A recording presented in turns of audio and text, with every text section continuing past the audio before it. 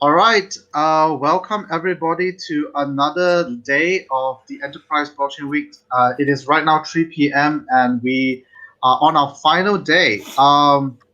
Welcome, and today is the last day, okay, of a long stretch of different topics that we have covered thus far. Uh, we have covered from Quorum, from Anchain, Alibaba Cloud, BAS. We talked about a blockchain protocol for the capital markets like Stacks, like R3 Corda, and we also covered Hyperledger. And it's now we're on the last day. I'm really excited for this topic. I'll explain a little bit why. Do stay until the end, okay? Because like every single day after every single session, you get to claim a very unique proof of attendance token as a collectible that you can deposit into your cryptocurrency wallet of choice as a proof that you have attended this education for today. If you have not claimed, okay, the one that on the day before, the one for R3 Corda, there is still time. The cutoff time is at 6 p.m. today. What you need to do is to fill up the feedback form, okay, and let us know your feedback for that. And at 6 p.m. we'll be sending out custom links so that to all of you so that you can claim the token for the day before. Quick, some of you have been asking okay questions. You're still unsure what this token is all about. Basically, this is a kind of like a certificate of attendance, but instead of your traditional certificate of attendance where you can get lost, you don't really carry it around with you. This is something easier and it's much more cooler. Okay, because they are unique. They are printed. They are recorded on the blockchain. Okay, and can be used as proof. Okay, for the future, you can show your friends, your colleagues.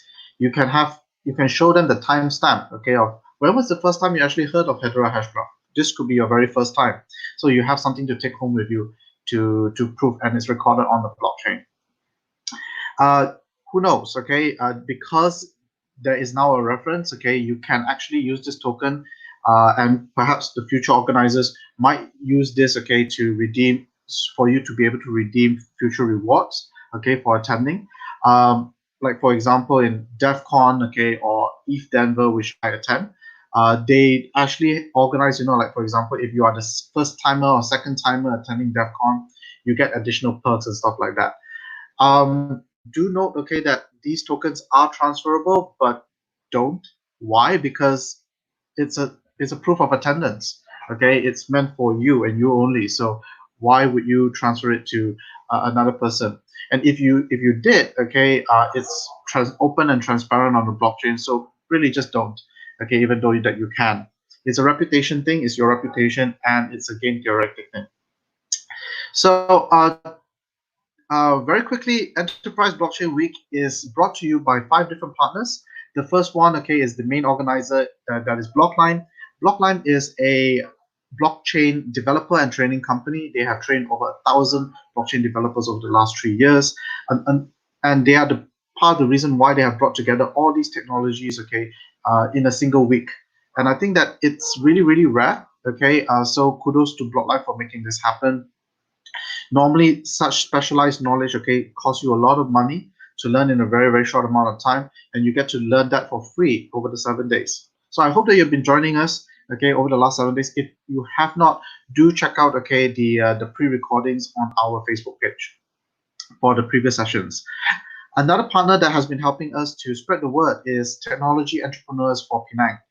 This is a community group run by our friend Kari Ku up in the north of the peninsula. And the Tech for Penang is a community group that organizes a lot of different kind of initiatives to support startup entrepreneurs, especially in the technology space. We're also supported by iTrain, which is a training company providing a broad range of training services, and Access Blockchain Association of Malaysia, which is probably the association that is responsible for creating, resulting in the blockchain industry that we have in our country today. Last but not least, you have yours truly, Jason, from Bitcoin Malaysia, which combined together our mission for Enterprise Blockchain Week is to help more Malaysians to understand the blockchain industry. Okay, our goal is 50,000 because currently our community group is 56,000. Our next goal to hit is 100,000. And we aim to do this by providing a safe, neutral, and easy environment for people to learn about blockchain. so that you can learn what it is not. You can differentiate what is real, what is fake, what is legit, what is full of not legit, so that you avoid wasting your time, your effort, or even sometimes potential headaches because of buying into scams, and your time is then well spent on actually capturing real opportunities. Also, part of our mission is to help people to find remote work and alternative income in the industry, especially in this time, of COVID. In this time, a lot of people's salaries and jobs are at risk. There is the blockchain industry is growing, so we by helping people to basically mature, you can actually get a lot of opportunity in this space. Last but not least, by helping creating a supply, of well-educated Malaysians in blockchain, we then become a very attractive destination point for a lot of well-funded and reputable projects and companies to come to Malaysia and give us jobs, find local users, adopters, early adopters, fans, and champions. So over these last 7 days, we hope that these are the 5 things that you will walk away with. We hope that you walk away with strong blockchain fundamentals. You know what blockchains are, what blockchains are not, when is it useful and when is it not useful, so that you don't find yourself in a situation where you're using blockchain just because it is a hype word. By now, you probably already are familiar or have better clarity of what's the difference between a public permissionless blockchain like Ethereum versus the private permission blockchains like what you have seen over the last 6 days. And today we're going, and you have already you will walk away with a lot of use cases. Over the last 6 days, you saw use cases from medical line to supply chain, product provenance, capital markets, central bank digital currencies, and a whole lot more. So this so that you are able to be inspired of what is possible and what are the lowest hanging fruits so that you can get started for your own industry and your own enterprise. Today, we are very happy to bring to you Hedera Hashgraph.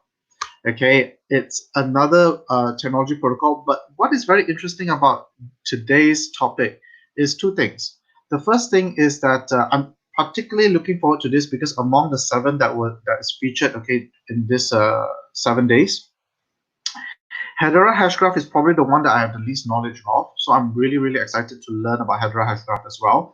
And the second thing is that it's actually not a blockchain, so it falls under the category of distributed ledger technology. So if you remember, the very first day when Harpreet was sharing about blockchain in general, blockchain is just one of those kinds of distributed ledger technologies, and Hashgraph is another. So I look forward, to the presentation that our speakers have to present. Another thing, the third thing, about Hedera Hashgraph is that it is probably one of the largest, technology protocols that are actually gaining a lot of traction in the enterprise sector. Over the last 12 months, there is a slew, of very, very large enterprises that have joined their governing council. Among them is Boeing, Tata Communications, Google, and just yesterday, the University of College London joined the Hedera Hashgraph Council. Is the first university an academic institution to join the Hedera Hashgraph Council. So today we have very, very special guests. We have Sammy Mian, he's the head of Japan and Korea, and we also have the former president of Hedera Hashgraph, Tom, with us today. Thank you for being here, Sammy and Tom.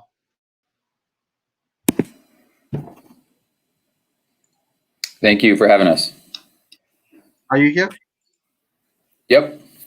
So, what's that? Would you like to give a little introduction, to the audience, a little bit about your story with Hedera Hashgraph, starting with Sammy. Sure. Very nice to be here. I'm very excited to share with your audience about Hedera Hashgraph, and also I know it's the 7th day of a long seminar, but when I first started about 3 years ago in this industry. Before that, I was 17 years in finance. So I was working for a bank called Citigroup, trading for a hedge fund, Deutsche Bank. And then I left the banking industry and jumped into blockchain basically. But 3 years ago, I to understand the blockchain space took me about a year to just piecemeal on all the information there is out, from the internet. You don't know what is real information and not. So I have to say, the people that are listening to or participating in this event are super lucky, right? In 7 days, you get the organizers to arrange all of the information in a digestible way. So I'm very glad to be here and excited to share the message. Tom? Go on, Tom. Thank you. Yeah, listen, thrilled to be here, and thank you, Heartbeat, for putting it on and for inviting me. I've been involved in technology and telecom since 1996. Like Sammy, I started off doing finance at a bank, but I focused on telecom carriers, and that was during the deregulation in the U.S. So there was a huge amount of focus on telcos back then. And from then I went and started investing. And as part of investing, I invested in technology companies pretty much since 1998, and then moved in a variety of different financial organizations and built businesses at a couple of different firms like Goldman Sachs and OD Asset Management. But I always kept investing.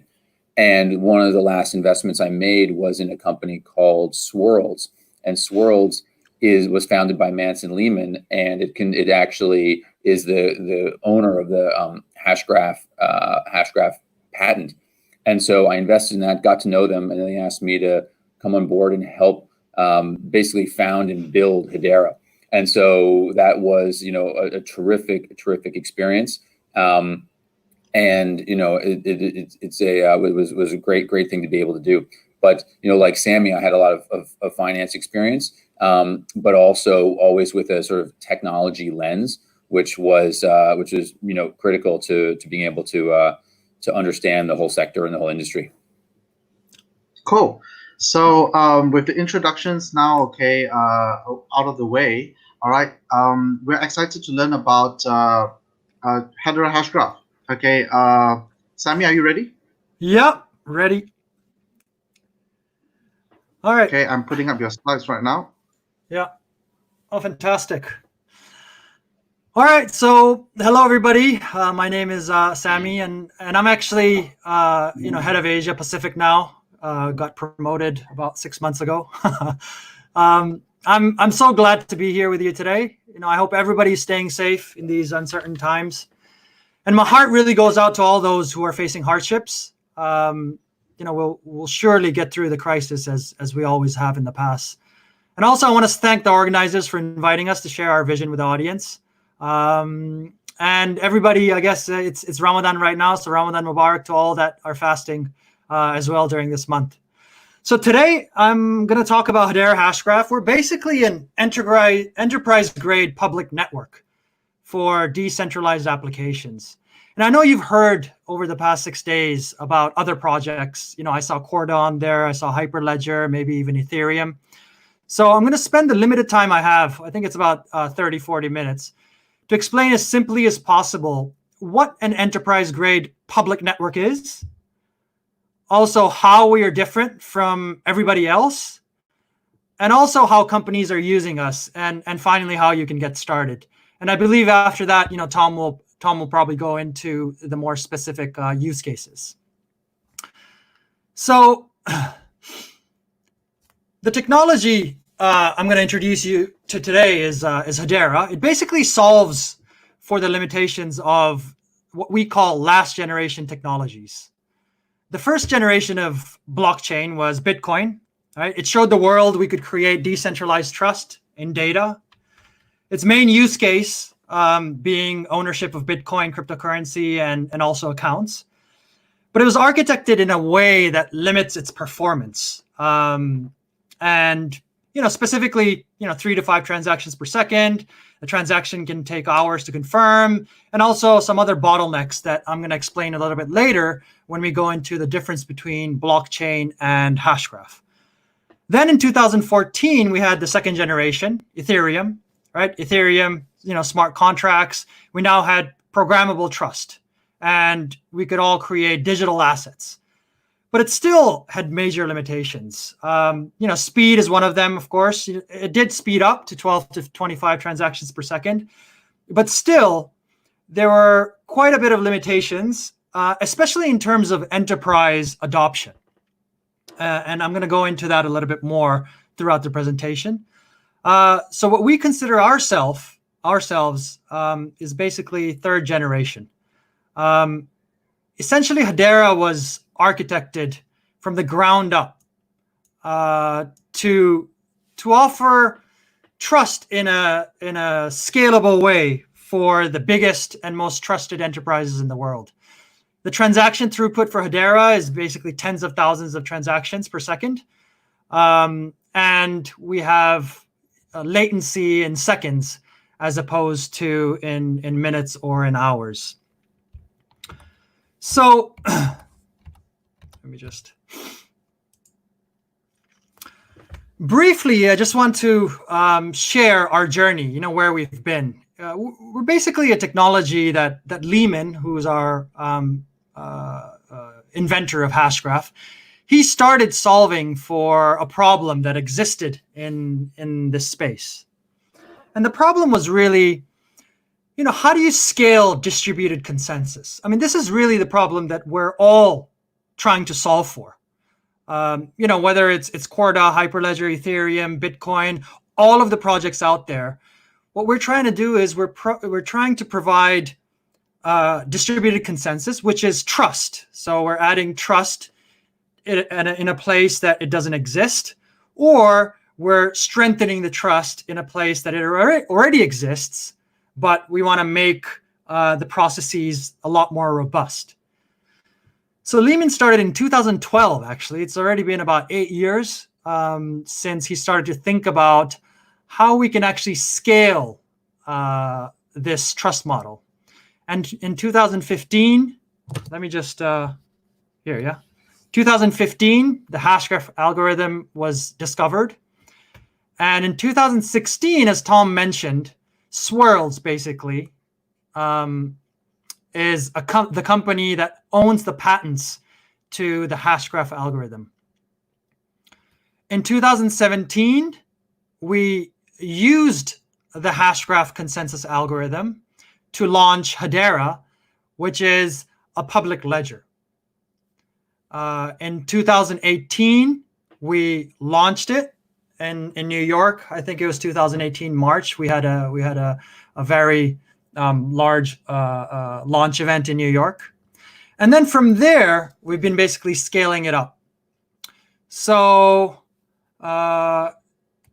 2019 last summer, is when Hedera went open access. And open access is basically when we list it on exchanges, when anybody can build applications.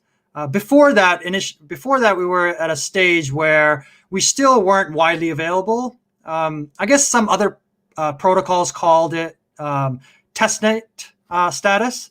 In our case, we were still in a phase where we required developers to request access to us so that they can access mainnet. But now we're fully open. In other words, all of the listeners can, after this call, get onto mainnet and start creating applications. So that's been basically our journey.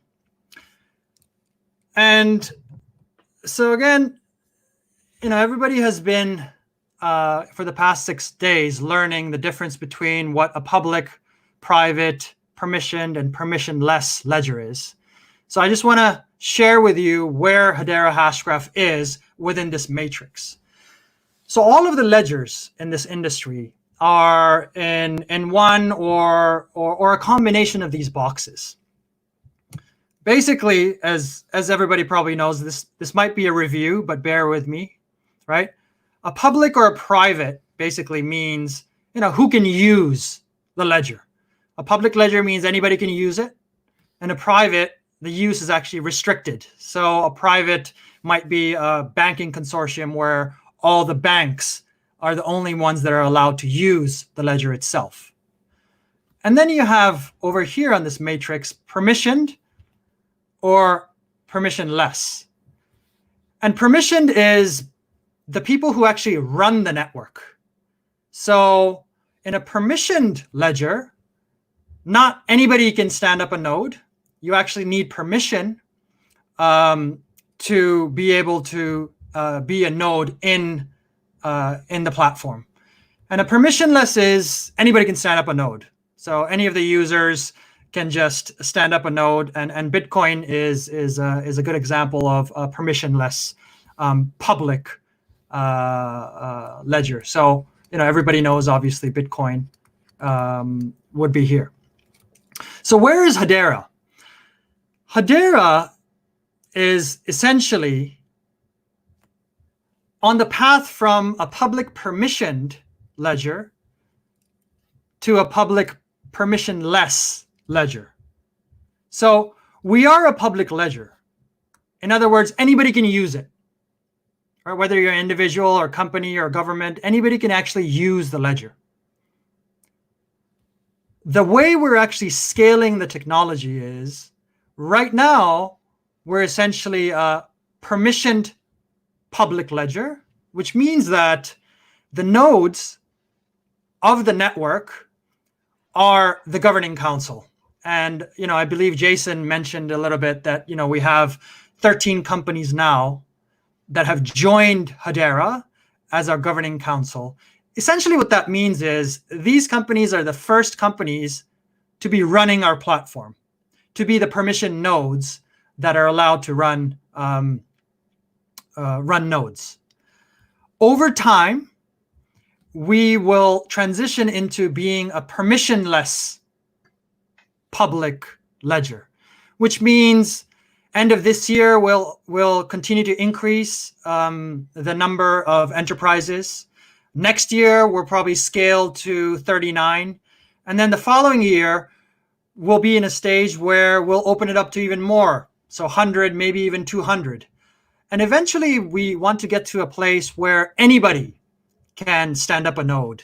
And so, the reason why I'm spending a little bit of time on this slide is because, we believe that, it is very difficult for a network to maintain security and at the same time be fully permissionless on day one. And that's why what we're trying to do is we're trying to create a path that allows the network to be as secure as possible, as trusted as possible, and over time, it will be completely permissionless and public. All right, so when we were designing Hedera Hashgraph, the public DLT, recognized that there were some fundamental obstacles in the category. Basically, it's performance, right? And that's quite obvious. So as I mentioned, Bitcoin and some of the other public permissionless platforms, they have scalability issues, performance issues. What that means is it takes a long time for each transaction to reach consensus. It also means that only, let's say, 5, 10, maybe 20, 25 transactions per second can be processed by the platform. And if we were to design a platform that enterprises can use, for example, Visa and MasterCard, they need to process 60, 70,000 transactions per second. We're also talking to the biggest telecom companies in the world. They need to process hundreds of thousands of transactions per second. So what we needed to address was the performance challenge. So how do we maintain the trust and security and at the same time have enterprise-grade performance? The second thing that we realized that didn't exist in the landscape was security. So essentially what security means is that even under various strains, our platform can continue to operate. What it also means is that we have finality. So blockchain, Bitcoin, for example, you never reach a stage where a transaction is confirmed with 100% probability. In other words, there always is a little bit of a chance that a certain transaction can be canceled. And I mean, for intensive purposes, after 60 minutes, for all intensive purposes, it is very difficult for the block to be remined. But even so, we never really get to a stage where we're 100% sure that the transaction has reached finality. So Hedera is a technology that addresses the performance and also the security, in the sense that we reach 100% finality within 3 to 5 seconds. The third thing that we saw in the industry was the problem of stability. I mean, essentially what this means is there's a lot of forking that happens with public permissionless platforms. And forking is, it has positives and it has negatives, but for what we are specifically designing, which is, again, an enterprise grade platform. An enterprise grade, just to be clear, doesn't mean that only enterprises can build. Anybody can build. It just means that the biggest, most trusted companies would be comfortable building on us. And what we realized very quickly was that these companies are actually not comfortable building on a platform that can easily fork. For example, we have council members, and this is publicly announced, that are working on some tokenization use cases. And if you are tokenizing securities or assets, then it can be a big problem if the platform itself forks, because you don't know, you can't really trace the ownership of the assets themselves. And so what we have is stability baked into the platform.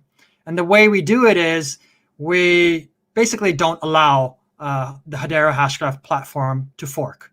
And we have both legal constraints and also technologically constraints that provide that stability to the platform. And last but not least, this might be actually the most important aspect of Hedera Hashgraph, is our governance.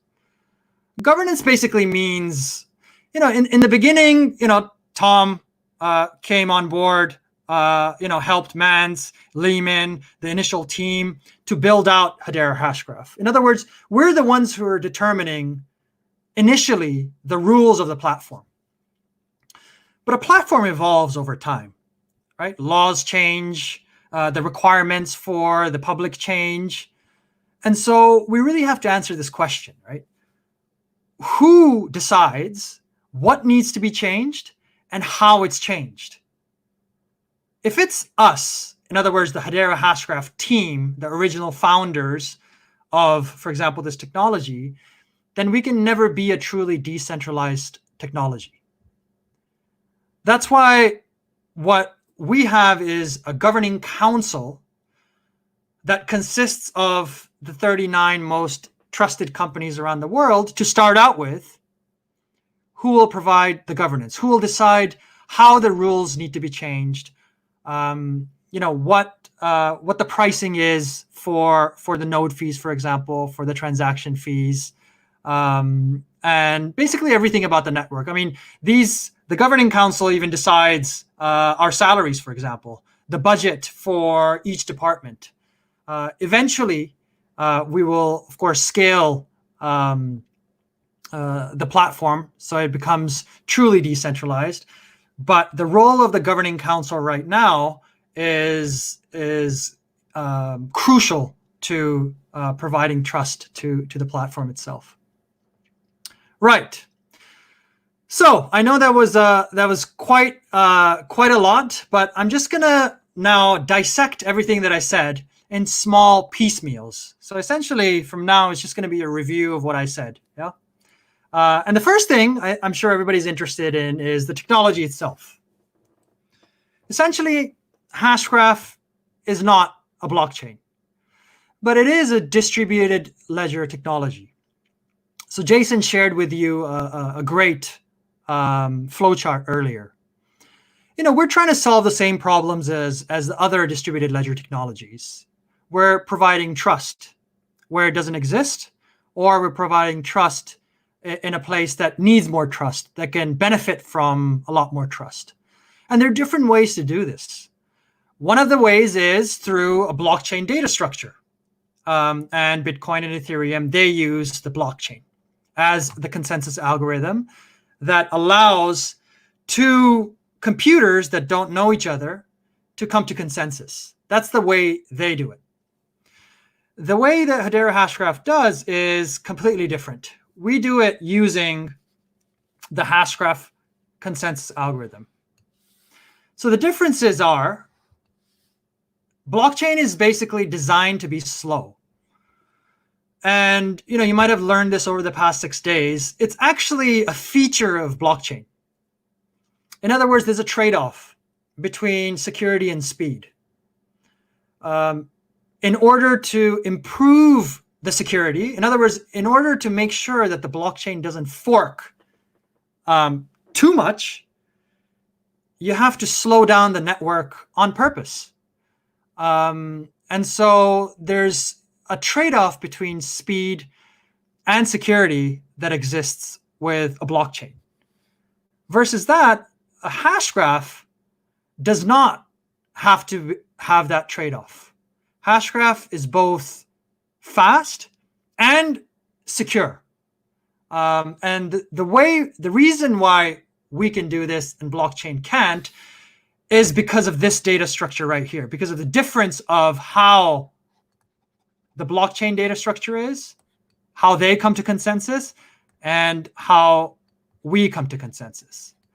Now, I know we have quite limited time, so I'm not sure if we can really go into the details of how our consensus algorithm works, but I would encourage everybody who's listening to, we have a YouTube channel and also on our website, great sort of 3-4 minute clips of videos that discuss how exactly the Hashgraph consensus algorithm works and how it's different from blockchain. Some of the other features that are different is, we're not a proof of work type of consensus algorithm. We are a proof of stake type of system. In other words, for blockchain, so for all distributed ledger technologies, you have to have a scarce resource that exists within the platform for it to run properly. And for proof of work blockchains, essentially computing power or electricity, or you can call them hashing power, that is the scarce resource. And that's why everybody competes with more sophisticated computers, more sophisticated mining equipment, using cheaper electricity to be able to mine the next block. So there's some cons to the proof of work blockchain, and that's the reason why, as we know, Ethereum also is trying to move to proof of stake systems. And we know that at least most of the enterprises that we speak to, they think that it's close to impossible to scale their technology on a proof of work type of consensus algorithm. So proof of stake system, essentially the scarce resource is tokens, the coins. And very different from a proof of work, again, where computing power, electricity costs a lot of money. In proof of stake systems, because the resource itself is tokens, it's very energy efficient. And also, we're a lot faster in reaching consensus. So that's another reason why we have overcome some of the technological barriers that proof of work blockchains still have. It's a quick graph to show you the difference in transactions per second, average transaction fee, and also transaction confirmation times. Now, to be clear, the first generation Bitcoin blockchains does not have finality, as I mentioned. We call this probabilistic. And the same with the second generation Ethereum blockchain. So Hedera Hashgraph, the reason why we call it the third generation is because basically the first and second generation were calculators, and Hedera Hashgraph type technologies, we consider ourselves more like a computer. So we go from 3 to 12 transactions per second to over 10,000 transactions per second. And this can be scaled up to 100,000 transactions or more, which we will over the next few years. The average transaction fee also, because we're not a proof of work platform, and we're a proof of stake platform, the transaction fee also is very minimal. So the order of magnitude, as you can see, is 2 or 3 orders of magnitude less. 100th of a penny, 10th of a penny. Now, the reason why this is important is because this allows Hedera Hashgraph to support use cases that require microtransactions, that require, for example, I will introduce you to a use case later where they're giving away coupons for 25 cents. Now, if you're giving away a 25-cent coupon, then you can't have each transaction cost 13 cents, even 10 cents, or even a cent. You have to have that transaction cost be less than a cent to make sure that the use case itself is viable. And finally, we have 3 to 5 seconds of average transaction confirmation with finality. So this is quite important. And this is also another reason why the enterprises that have joined Hedera Hashgraph, this is another reason they have joined us, is because a financial institution, for example, is never going to be comfortable with processing billions of dollars of transaction on a platform that does not provide finality. Even if there's a 0.00001% chance, they would not be comfortable building a use case on that platform. So these 3 technological innovations, as I call it, has basically allowed Hedera Hashgraph to be the platform, the to-go platform for enterprises. Great. So this is what the platform looks like, right? We have end users who actually use the platform. And again, as I mentioned, this is a public platform. So anybody can use applications that are built on the platform. Anybody can use these applications. And also anybody can build these applications. We also have a Hedera Governing Council. So this, as I mentioned, means currently we are more of a permissioned ledger. And over time, we will slowly evolve into a permissionless ledger. Sorry about my writing, guys. I know it's a bit messy, but where anybody can stand up a node. And then we have essentially 4 services. So what services means is if your listeners want to build an application, then through an API, you can access our cryptocurrency service. So you can send HBARs, our token, or even your own token, send and receive that token. You can build smart contracts. You can use our file service. And also, I will explain a little bit more in detail, you can use our consensus service. And this consensus service is very exciting and very powerful. And it ties into everything that that you have been listening over this past 6 days. And then we have the Hashgraph consensus algorithm, right? This is what Dr. Baird invented in 2015. So this is the consensus algorithm.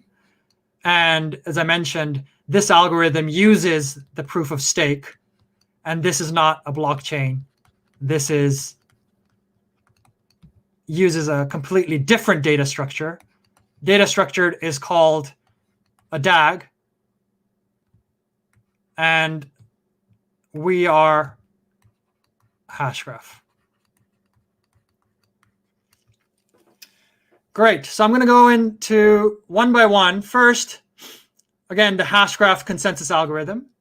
Right? This is a very unique consensus algorithm, and the reason why I mention it's unique is for example, last year when we went open access and we spoke to the many exchanges that were listed on, we initially had a little bit of trouble in explaining or in integrating with the exchanges. And the reason was because the whole industry was geared towards a blockchain consensus algorithm, the way that blockchain works. Because our consensus algorithm is so novel and so new, it took us a little while to explain and integrate with the exchanges. And so that's how new and novel our technology is. And now we have a lot more awareness in the industry in terms of the fact that there's actually other consensus algorithms out there other than blockchain that are trying to solve the same problem, again, which is of trust. But in addition to trust, we're all trying to solve the scalability issue. Some of the properties of Hashgraph is ABFT, which means it's asynchronous Byzantine fault tolerant. Essentially what that means is even under, for example, DDoS attacks, our network can continue to function. So even in a situation where a hacker comes in and he creates firewalls where the nodes cannot talk to each other anymore, the Hashgraph consensus algorithm is robust enough to be able to continue providing consensus to the transactions. And that's very important. That's very important for example, governments that might build third-party applications. That's very important for mission-critical applications that are built by maybe the energy sector, maybe the telecom sector. For example, Netflix, it'd be a big problem if you can't use Netflix for even an hour because of some hacking incident. And so this ABFT property is absolutely crucial in creating a platform that is enterprise grade. And to be clear, Bitcoin blockchain, for example, is considered to be not BFT, not Byzantine fault tolerant. There's other platforms out there that you can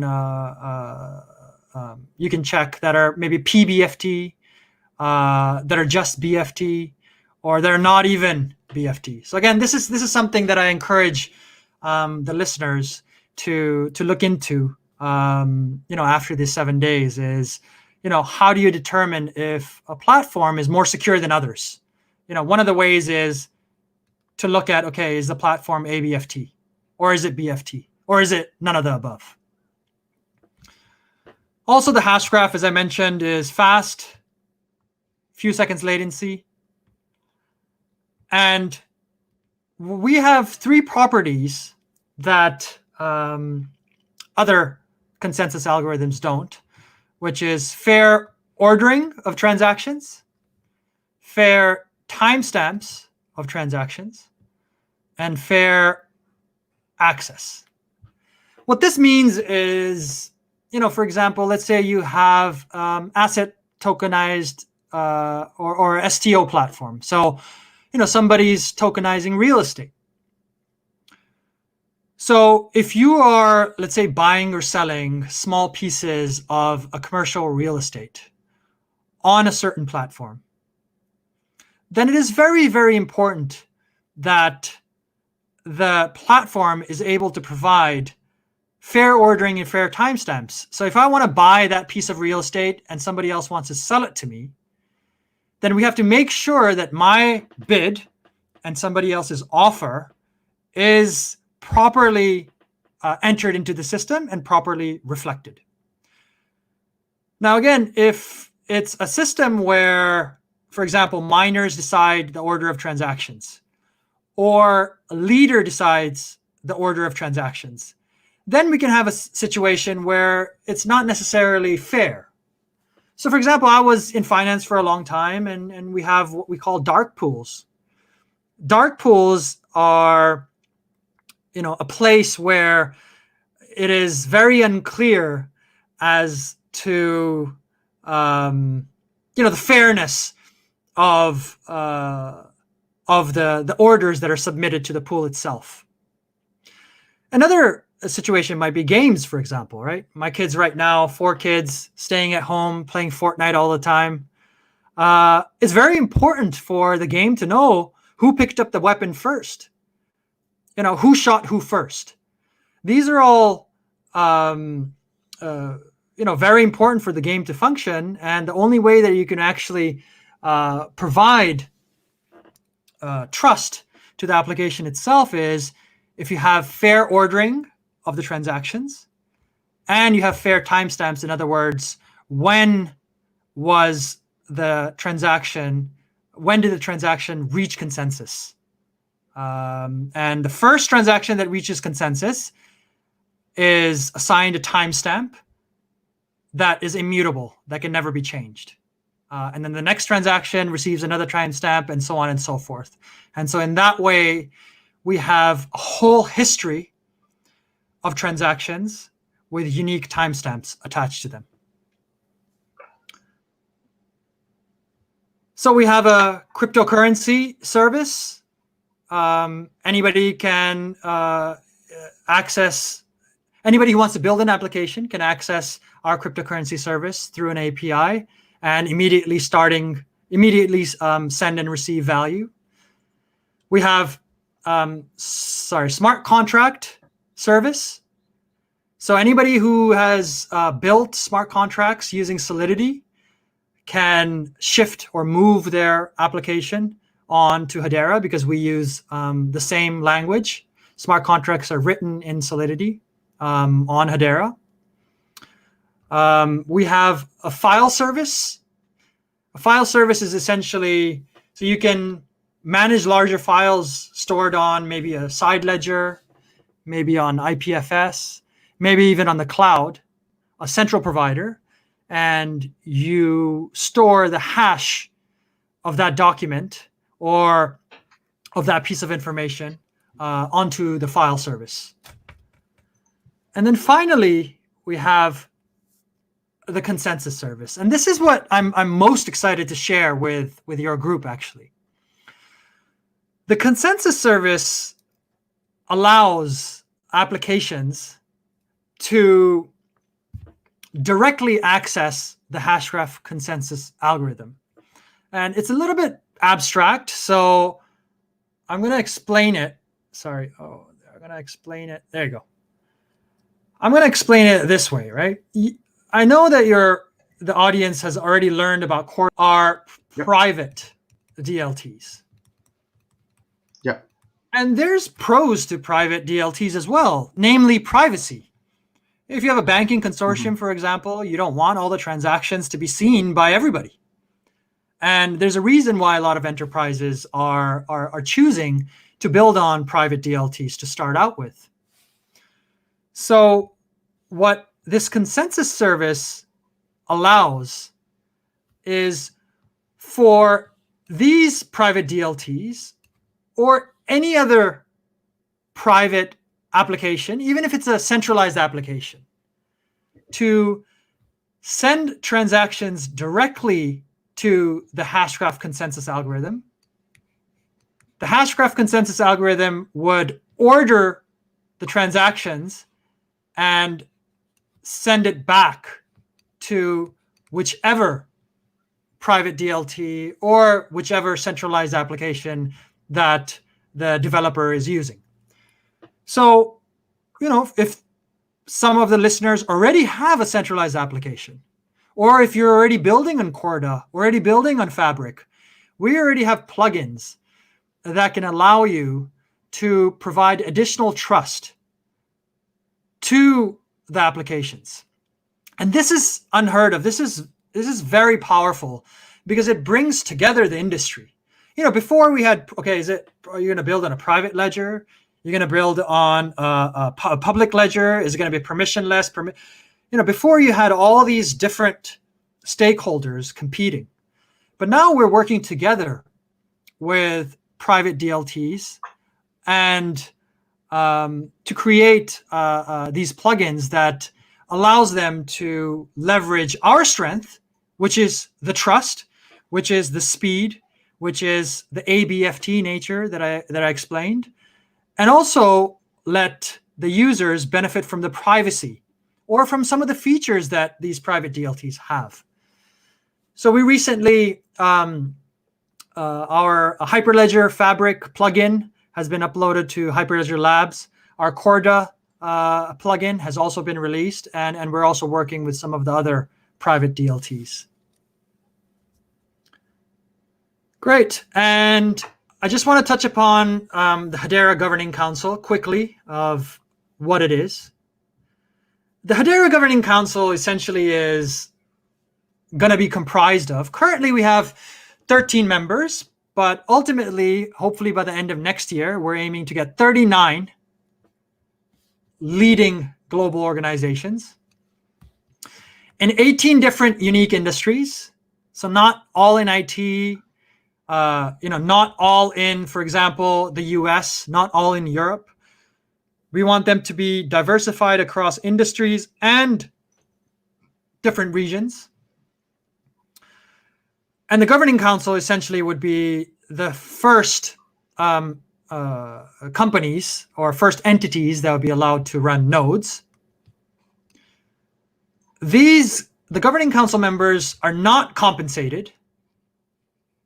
So it's not like we pay them to come and become Governing Council members. It's more like they are joining the Governing Council to run the platform with us as more of a non-profit arrangement.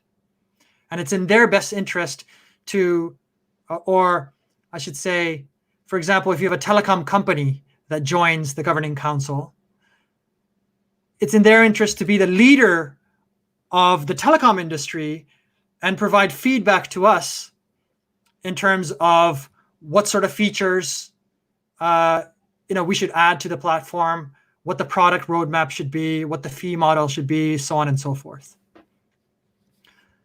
Each member has the same amount of equal votes, and then all of the members are essentially in one or all of these committees. So you decide, okay, who else do we want to invite to the Governing Council member? They decide, we have a marketing committee and a finance committee and also a technical steering committee. The same way in terms of Hyperledger has a technical steering committee, we have a technical steering committee. So 6 years is the maximum, and then you have to rotate around. So it's not the case that a company can join the council and be on the council for forever. And that's because we want to make sure that they make decisions that would be in the benefit of the industry even after they leave. Great. And yeah, so we have currently UCL, the University College of London, joined. We announced that they joined yesterday. And so that we haven't included them in this slide, but we have Swisscom Blockchain, IBM. We're working together with them on the private-public collaboration, amongst other things. Deutsche Telekom, one of the biggest telecom companies in Europe. Boeing, as everybody knows. We have Google that joined in February. Fidelity Information Services, one of the largest payment processors in the world. Tata Communications, one of the biggest system integrators in the world. Wipro. DLA Piper, also, they are the top 3 law firm in the world.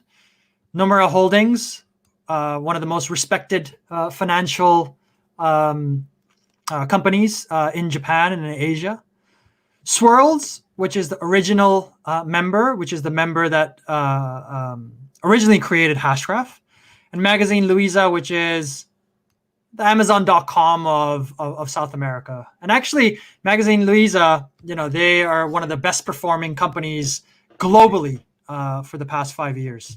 So, we're very excited for all of these companies to be in the governing council. And one last thing I want to mention about the governing council is, essentially, these are my bosses.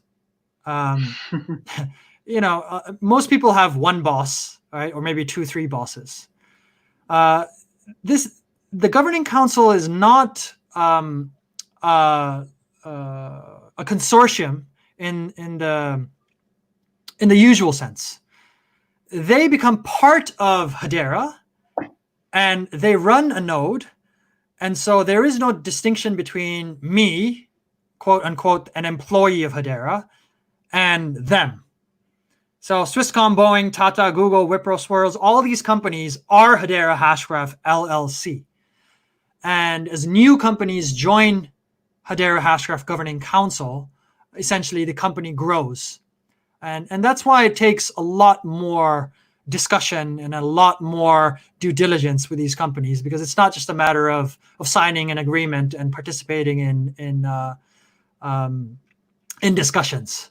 It's a matter of actually being a member of the Hedera Hashgraph LLC. So you can imagine how difficult it is for us for me to get to get approvals for certain things, because we have to make sure that all of the governing council members' needs and desires, and also regulatory compliance in a lot of different jurisdictions are satisfied. Great. So, finally, third-party applications. I know Tom, after this, will go into a little bit more of the third-party applications, but I just want to briefly mention a few. So we have over 35 applications that have launched already. We have hundreds of more applications that are in testing phase. We have more than 8,000 developers. We already have right now a virtual hackathon that's going on, and I believe we have about 500 participants that are participating in it, trying to make the best application for the prizes. And we have about 300,000 transactions per day already, which is nearly half of the daily transaction volume of Ethereum. I believe about 2-3 weeks ago, we got to 100 million transactions total from when we went open access, which is also a major milestone from us. So a few days ago, we announced that the Coupon Bureau is going to use Hedera Hashgraph to launch one of their use cases. The Coupon Bureau is essentially a consortium in the US consisting of the biggest companies, Target, General Mills, and they provide a framework to process more than $250 billion of coupons for retailers in the US.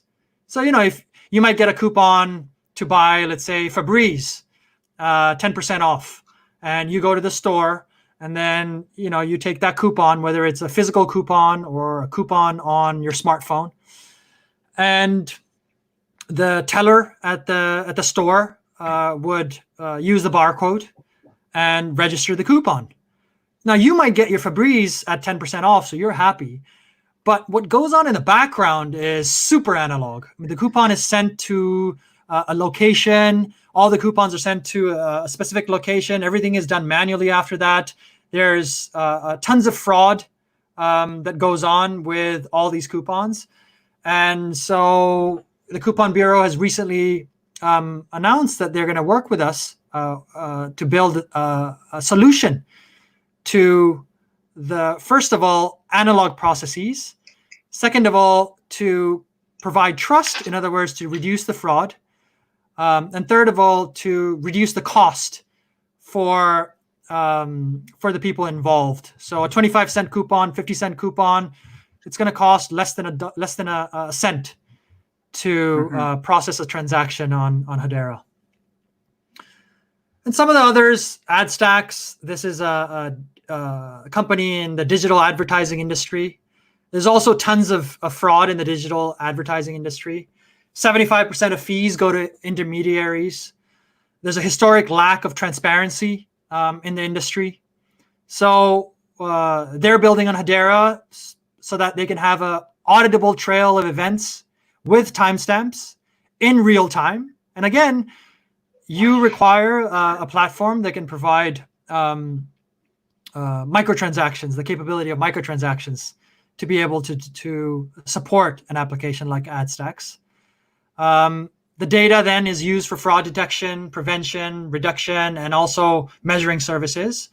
And they originally were building on another platform, but because of scalability issues, they decided to move to Hedera. And now they've processed over 20 million transactions, and I believe over 200 million events on Hedera. And Acor is another one. I mean, right now with the corona epidemic, one of the use cases that Acor has provided is real-time information to the corona, let's say, epidemic. There's a lot of misinformation that exists. So, this is a very timely and an important use case that showcases, the need for trust, especially in an environment like right now.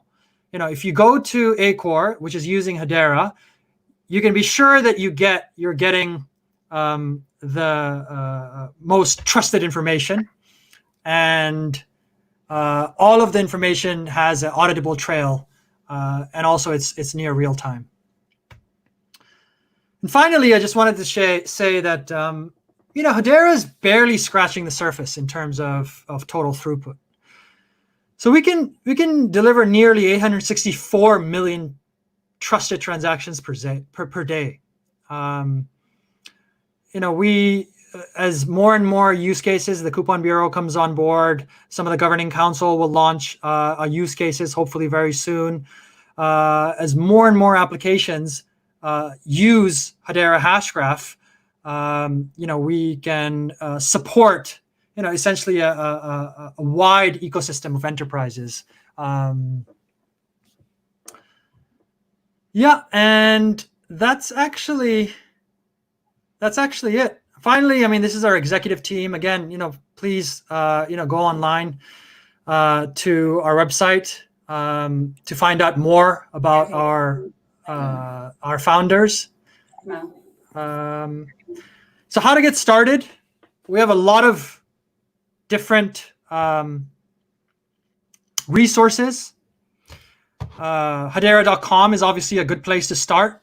We have a Discord channel, Facebook channel, LinkedIn, Medium, Reddit, so on and so forth. So this is for anybody who wants to find out a little bit more about Hedera Hashgraph, how it's different. We have short video clips that explain to anybody who wants to learn more. And also for developers, I would highly recommend going to docs.hedera.com. And here you can get our SDKs, our documentation.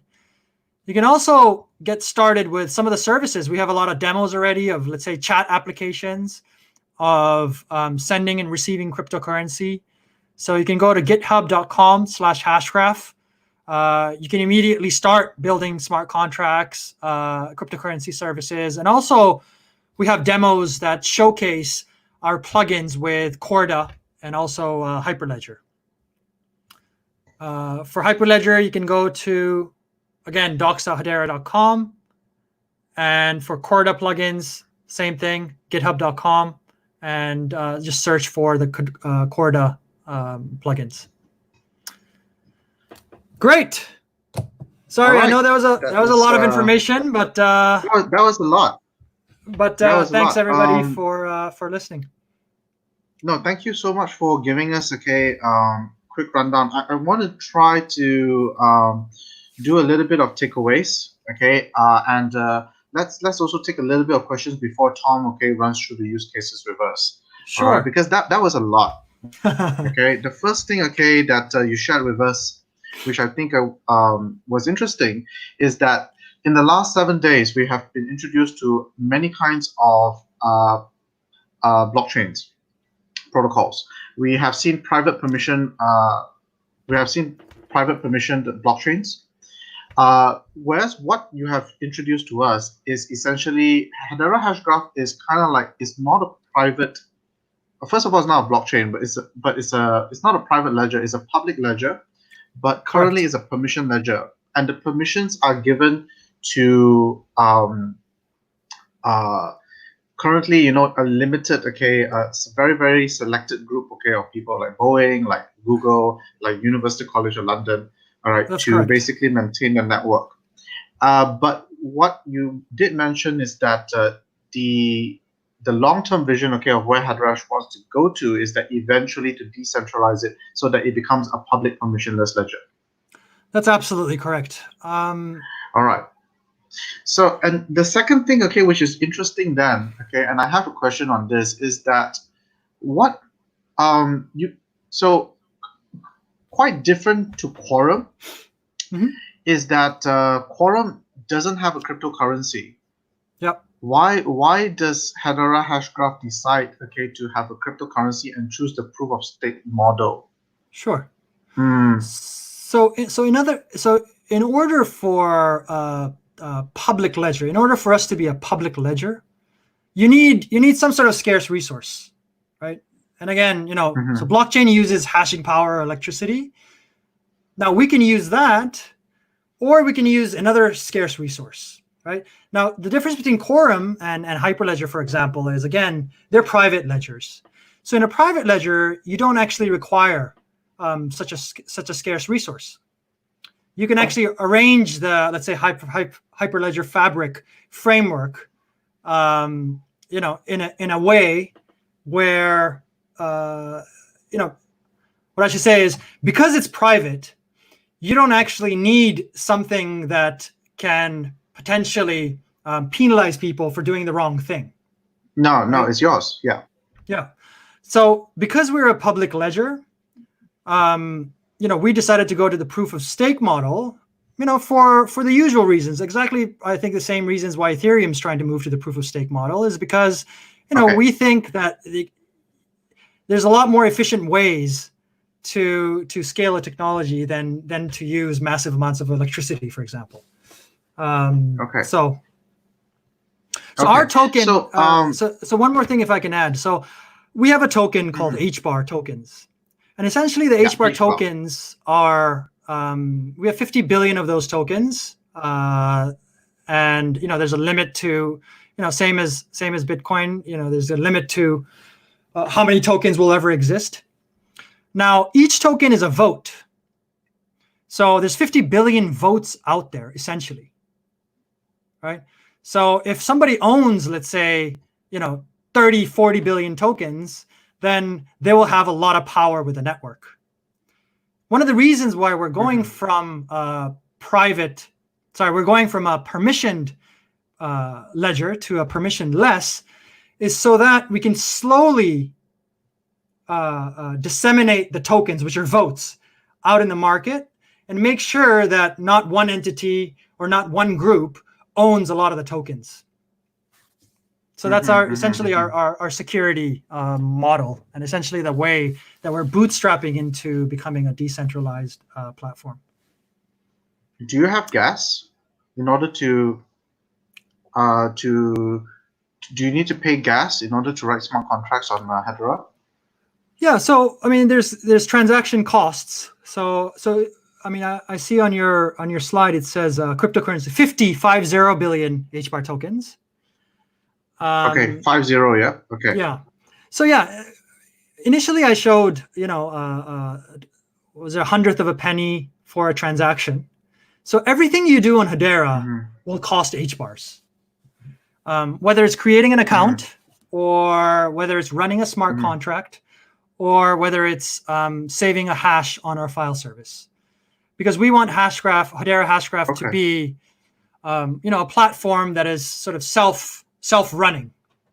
And the way we do that is, we have to make sure that any resource that is used in the Hedera platform consumes the HBAR tokens. So answer to your question is yes. If you're running a smart contract, then it would take HBARs. If you're sending or receiving cryptocurrency, then you have to pay a certain amount of HBARs. But again, the cost is minimal compared to other ledgers. Yeah. Okay. All right. So let's take a couple of questions before we go to Tom. So Sure. There's a question here.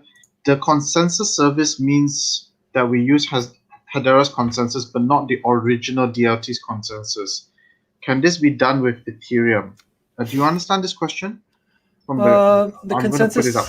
Yeah, let me just move the camera. Yeah? The consensus service means that we use Hedera's consensus. Yeah, so the consensus service essentially, what this is, so I don't know if you remember the slide where we had a cryptocurrency service, we had a smart contract service, and a file service. So one way of building applications is that you use our cryptocurrency API, or you use our smart contract engine, or you use our file service engine. The other way is that you plug in your application directly into Hashgraph. So, I think the question, it says, it means that you still will use Hashgraph, but you wouldn't need to go through any of our services. So again, the easy way to think about it is, if you already have a centralized application, or you already are building something on Hyperledger or Quorum, then you can keep the aspects of Hyperledger and Quorum that you like. So I'll give you an example, specific example. So for Hyperledger, you have orderers that determine the order of the transactions. For Corda, I think I believe they're called notaries that determine the order of the transactions. Essentially, the way you'll use the consensus service is you will replace the orderers with the Hashgraph algorithm.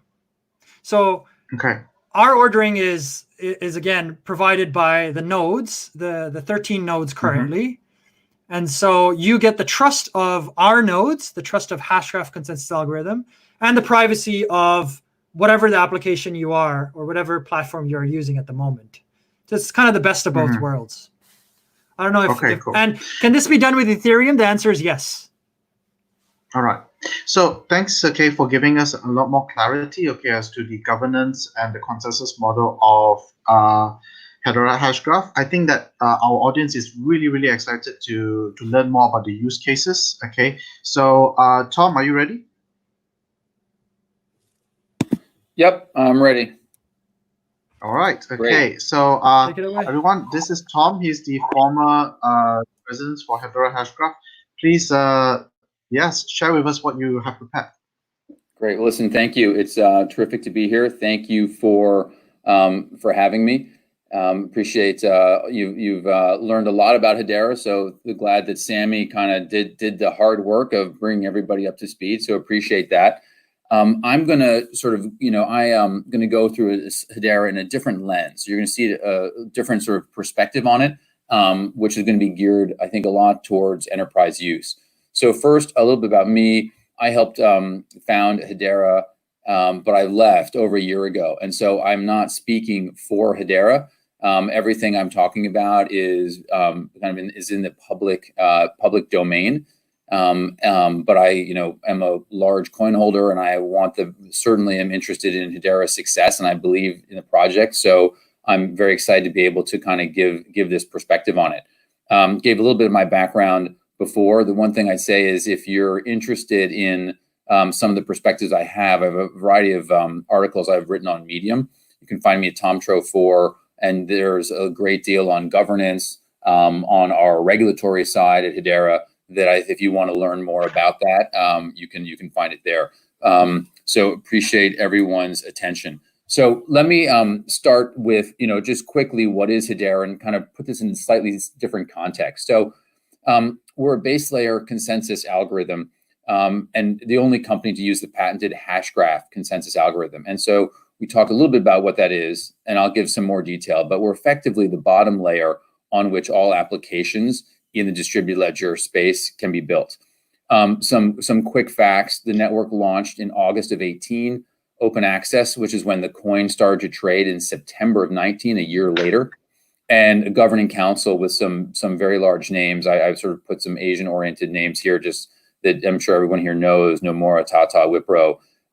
Very high transaction volume and finality less than 2 seconds. That's technical, but I'll get into kind of why that matters shortly.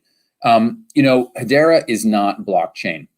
And I think one thing that we need to think about here is that, and it's sort of the secret which no one likes to talk about, is that blockchain is actually designed to be slow. And blockchain, for proof of work blockchain, the cryptographic puzzle adjusts to keep it slow. And if it's not slow, it doesn't work. And everyone loves the security properties of blockchain. And they say, gee, it's really secure. That's awesome. Let's just make it faster. The problem is, if you speed it up, it doesn't work. And so then people try to do layer 2 solutions and all these efforts to speed up something. But the whole core properties of blockchain are what drives the speed to be slow.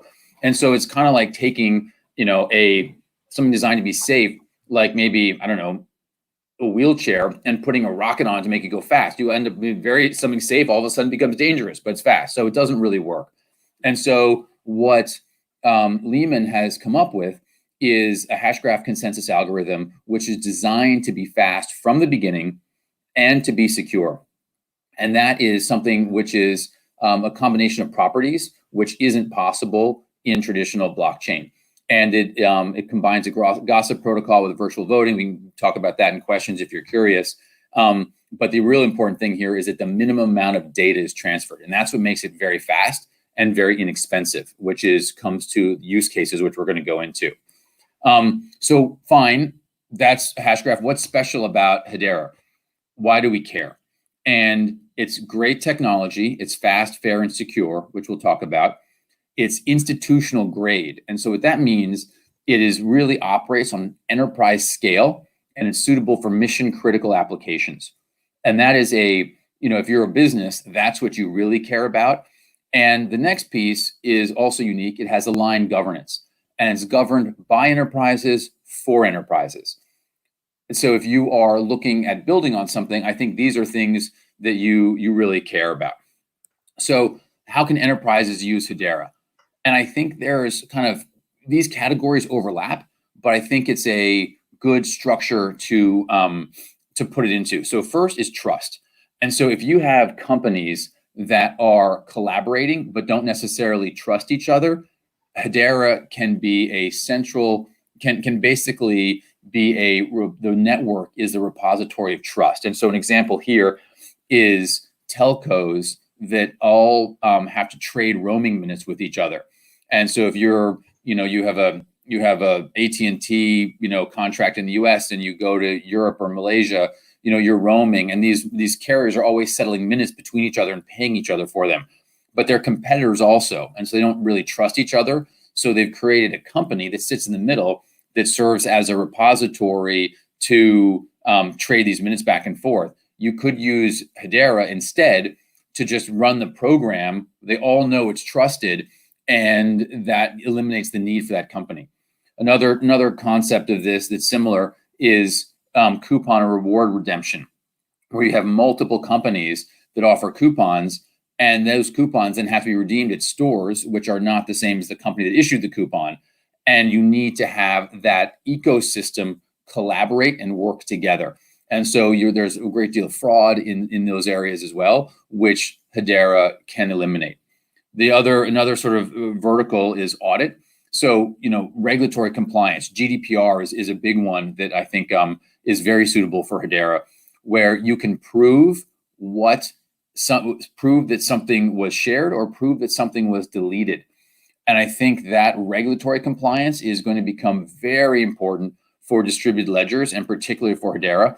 You can prove that a part, for example, in an airplane was serviced, or you can prove where a part came from.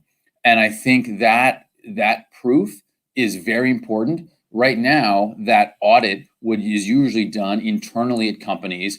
You have to trust that company to not alter that audit, and that it is done as they claim. If you use a ledger like Hedera, that proof happens outside of the company, and I think is far more adopted and recognized as being valid. So that's another kind of vertical that I think we'll see a lot of. And then finally, integration. And what Hedera can do is be a trusted source of data between companies. So if you have a supply chain, for example, you have all kinds of different people in the supply chain, from when it's when a good is, from when the parts are assembled, when the parts are manufactured, to then they're shipped, to then they're put together and shipped again. You could have dozens of different parties along that, and they all use different systems. Those systems don't talk to each other. Using Hedera, all those things can plug in very easily, and you can have a single source of truth in terms of both provenance and the movement along that supply chain. And even within a company, you may have a engine that's made. Well, then the engine needs to get serviced. Those are two different parts of the company. They use different systems. They may not talk to each other at all. Using Hedera, those things within a company can then speak to each other very easily. So those are just, I want to put that in people's minds as really interesting, important uses, which may spark some ways in which people can use the technology. I talked about the technologies being fast, fair, and secure. Speed is something that we touched on a little bit, and I think it's really important to spend some time on it. And why do we care about speed? And because it's a proxy for both capacity and price. And without sufficient capacity, you could build a great application, but then it could slow down and it could not work. And there are real world consequences of this happening. And so, we just look at, a variety of companies out there that are trying to get adoption. And you look on the right, you see a list of companies out there that have blockchain technology, that are in the market, have public ledgers, but they have nowhere near the capacity required to have significant use case. And so it really calls into mind that what happens if they actually find an institution or a use that requires significant volume or is a mission critical application. And when that happens, you can end up with some really negative outcomes. And an example of that happened on March 12th, when the crypto markets had a hiccup, a bit of a crash, as did equity markets. And when that happened, the cost of an Ethereum transaction spiked over 7,000%. And when that happened, contracts in the DeFi company MakerDAO basically were frozen, and people were able, or bots were able, to effectively get $4 million for free, basically taking away collateral that people had locked up there. And so I sort of think of that as if you were home and your bank emailed you and said, hey, you have to call us within 5 minutes or you're going to have your account emptied out.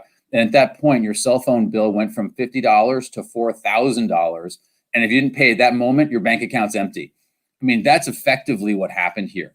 And so to me, it is just sort of puzzling that this hasn't gotten more attention. This is a network which has been live for six years plus, and you can still have a spike in volume to that level that leads to significant value loss. And I guess the real point here is that this is not institutional scale. You cannot run a network and offer service, I think, to people with pricing that can spike 7,000% in a second, completely unpredictably. Now, it didn't last very long, but people lost real money on it.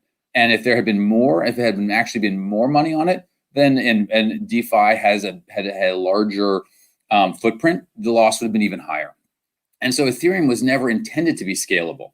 So I think that's also worth recognizing. A lot of these technologies, as I mentioned, were never intended to be scalable. So we read about scaling solutions, and that's the answer, a layer 2 solution. But if you dig into the scaling solutions, they all have security trade-offs. And I have here a headline that's talking about the Lightning Network security flaws.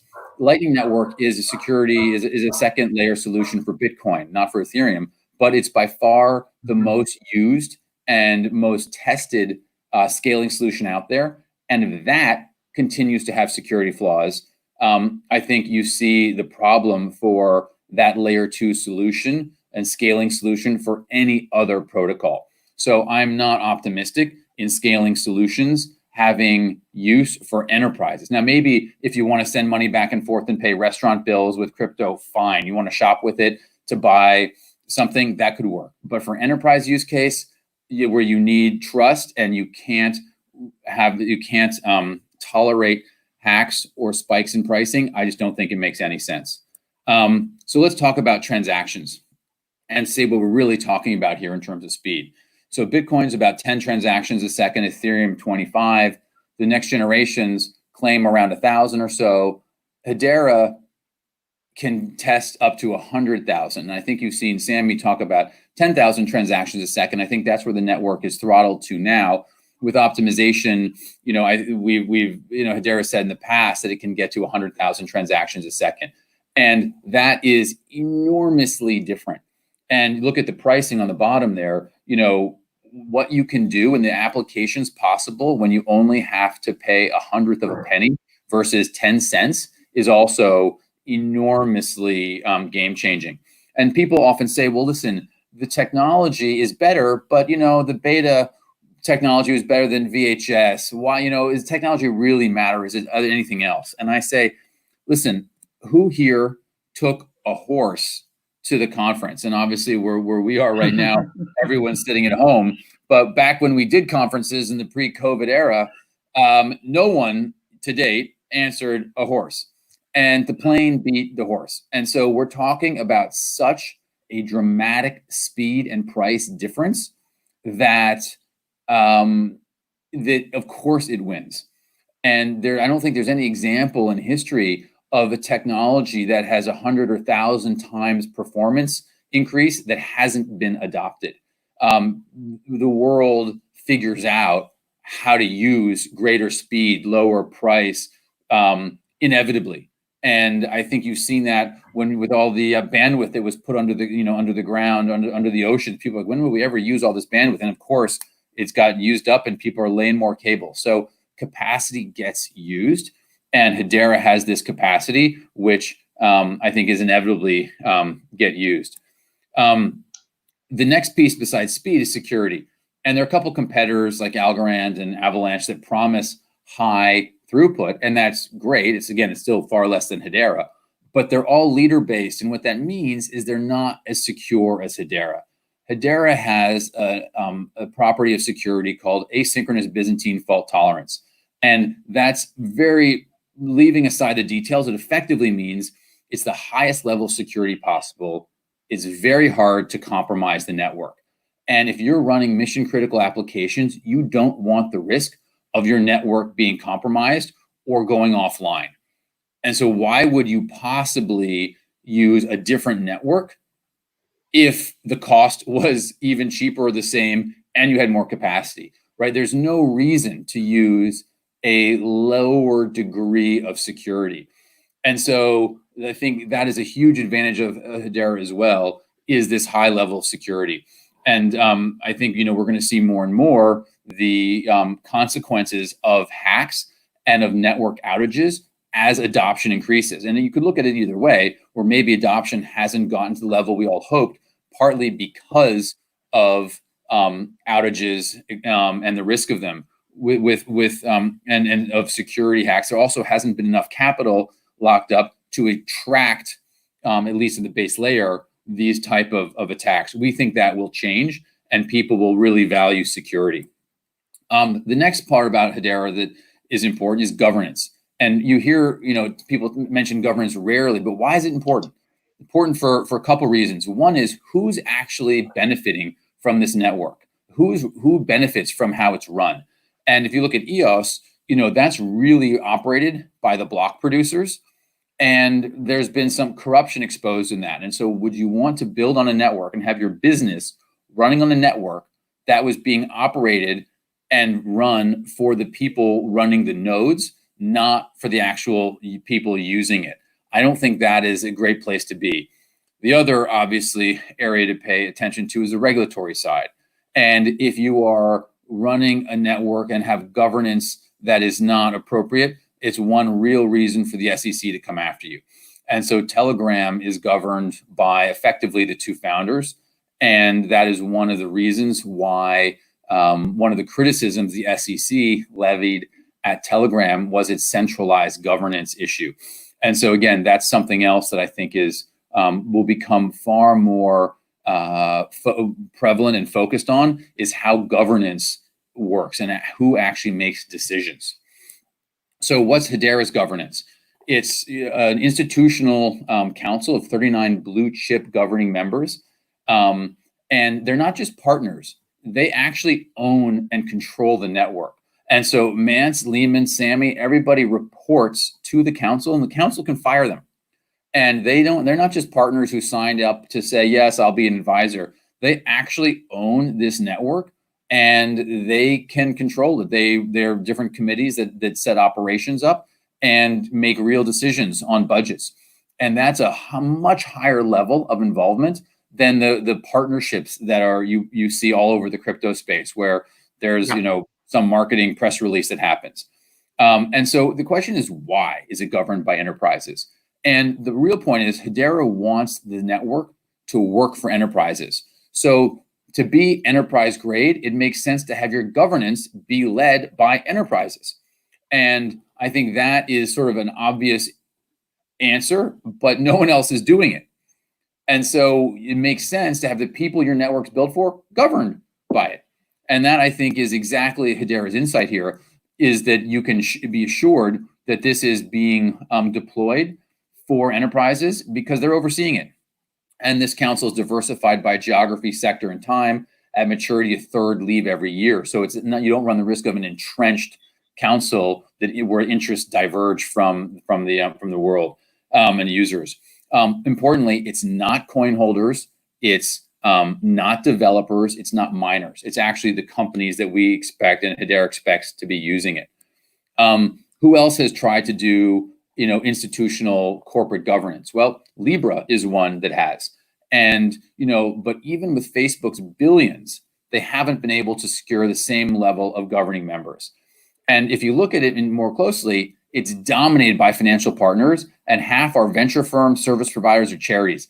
These are all companies that are want to profit from Libra and from the reserve. And I just put those financial firms there.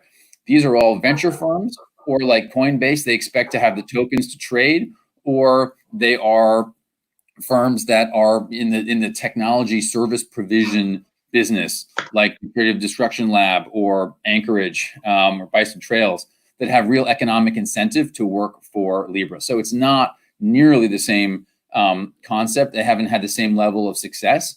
And I think those members have interests very different than users of a network. On top of it, there's no membership expiration for Libra members. Once you're on, you're pretty much on forever. No plans to decentralize.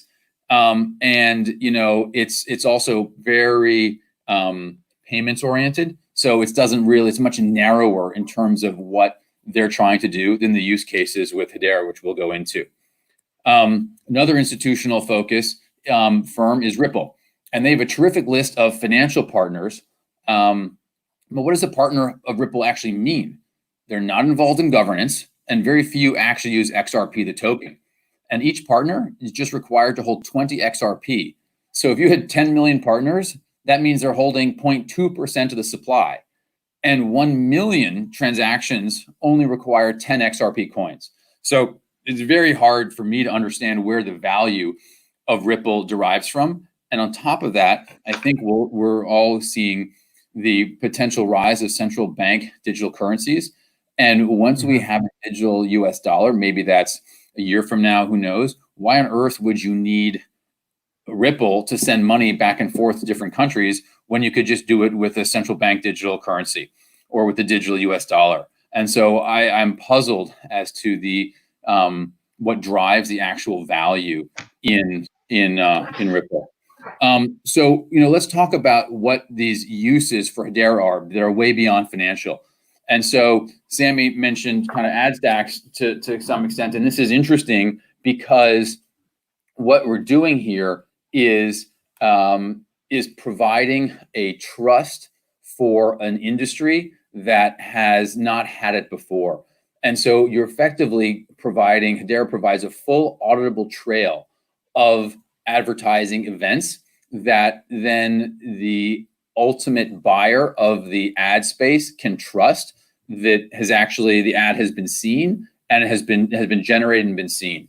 And that's happening at a scale that blockchain can't do.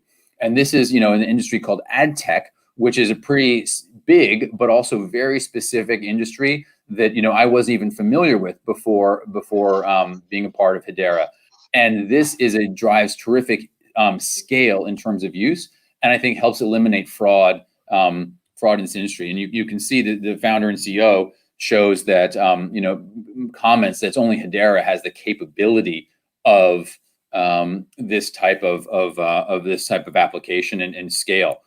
The other more recent use is the coupon bureau. And I think this is also really interesting because, it's another example where blockchain couldn't even be considered for this type of application, but Hedera can. And the scale here is kind of mind-boggling. In the US, there are 300 billion coupons issued every year and 600 million in fraud. And so Hedera can be used to actually eliminate fraud and authenticate coupons in real time. And what's interesting here is the scale this implies. And 300 billion coupons, that's 9,000 transactions a second when you add all those coupons on. Okay, that is a larger scale than any competitor of Hedera could deploy. Like people, just to give a sense here, are doing 10 transactions a second. Okay, this one company, this one use is about 9,000 transactions a second. So you start to see how incredibly scalable Hedera is, and the type of applications that can just blow away the other kind of other groups in the industry in the sector that cross all kinds of different sectors. And if you look at the CEO, Brandy said it's the only option to do what they're trying to do. There's no one else that can do it. And so with that, I think says, okay, so that's all interesting. How sustainable is the Hedera business model? Because if you think about this, you also, as a CEO, as an enterprise, you want to make sure you're building on a company that's actually going to be around for the foreseeable future, given the application you're putting on it. So how does these use cases drive revenue and value? So let's look at the coupon bureau. That's 9,000 transactions a second, 1/100th of a penny per transaction. That's 30 million in revenue. That's from one company. Now you may say, gee, 30 million, that strikes me as really expensive. Yes, but if you remember, go back to the slide, there's 600 million in annual fraud a year in coupons. So if you're saving 600 million, 30 million in revenue is like 5% of that. That to me strikes me as a very good deal. And that's, by the way, one industry, right? So one company. If you had 10 clients of that size, that's 300 million in revenue. Maybe you get 20 that are half that size. Maybe you get 40 that are a quarter that size. But ballpark, you can very quickly see how you get to a high number of transactions. And then also, if you get 10 of that size, you're about 100,000 transactions a second, which is the tested capacity before Hedera is sharded. It can scale beyond that. But that gets you to 300 million in revenue. Maybe there's 20 million annual costs. So you could end up with kind of a net of about $280 million. And Hedera uses a proof of stake model. Coin holders are rewarded for staking. So you take that 280 million, divide by 50 billion total supply of coins, and you're about half a cent per coin. And that's effectively what each coin would earn for staking here. And then figure out what do you do with half a cent? What's that worth? Well, the dividend yield on the NASDAQ is about 2%. That leads to about 28 cents of value per coin. That doesn't take into account growth. If you think that's going to grow, it's probably worth a lot more. Maybe it's worth $1. And so, these are not projections. I'm not saying that Hedera is anywhere near getting to 10 clients of this size or 40 of a quarter of this size, but it provides a framework.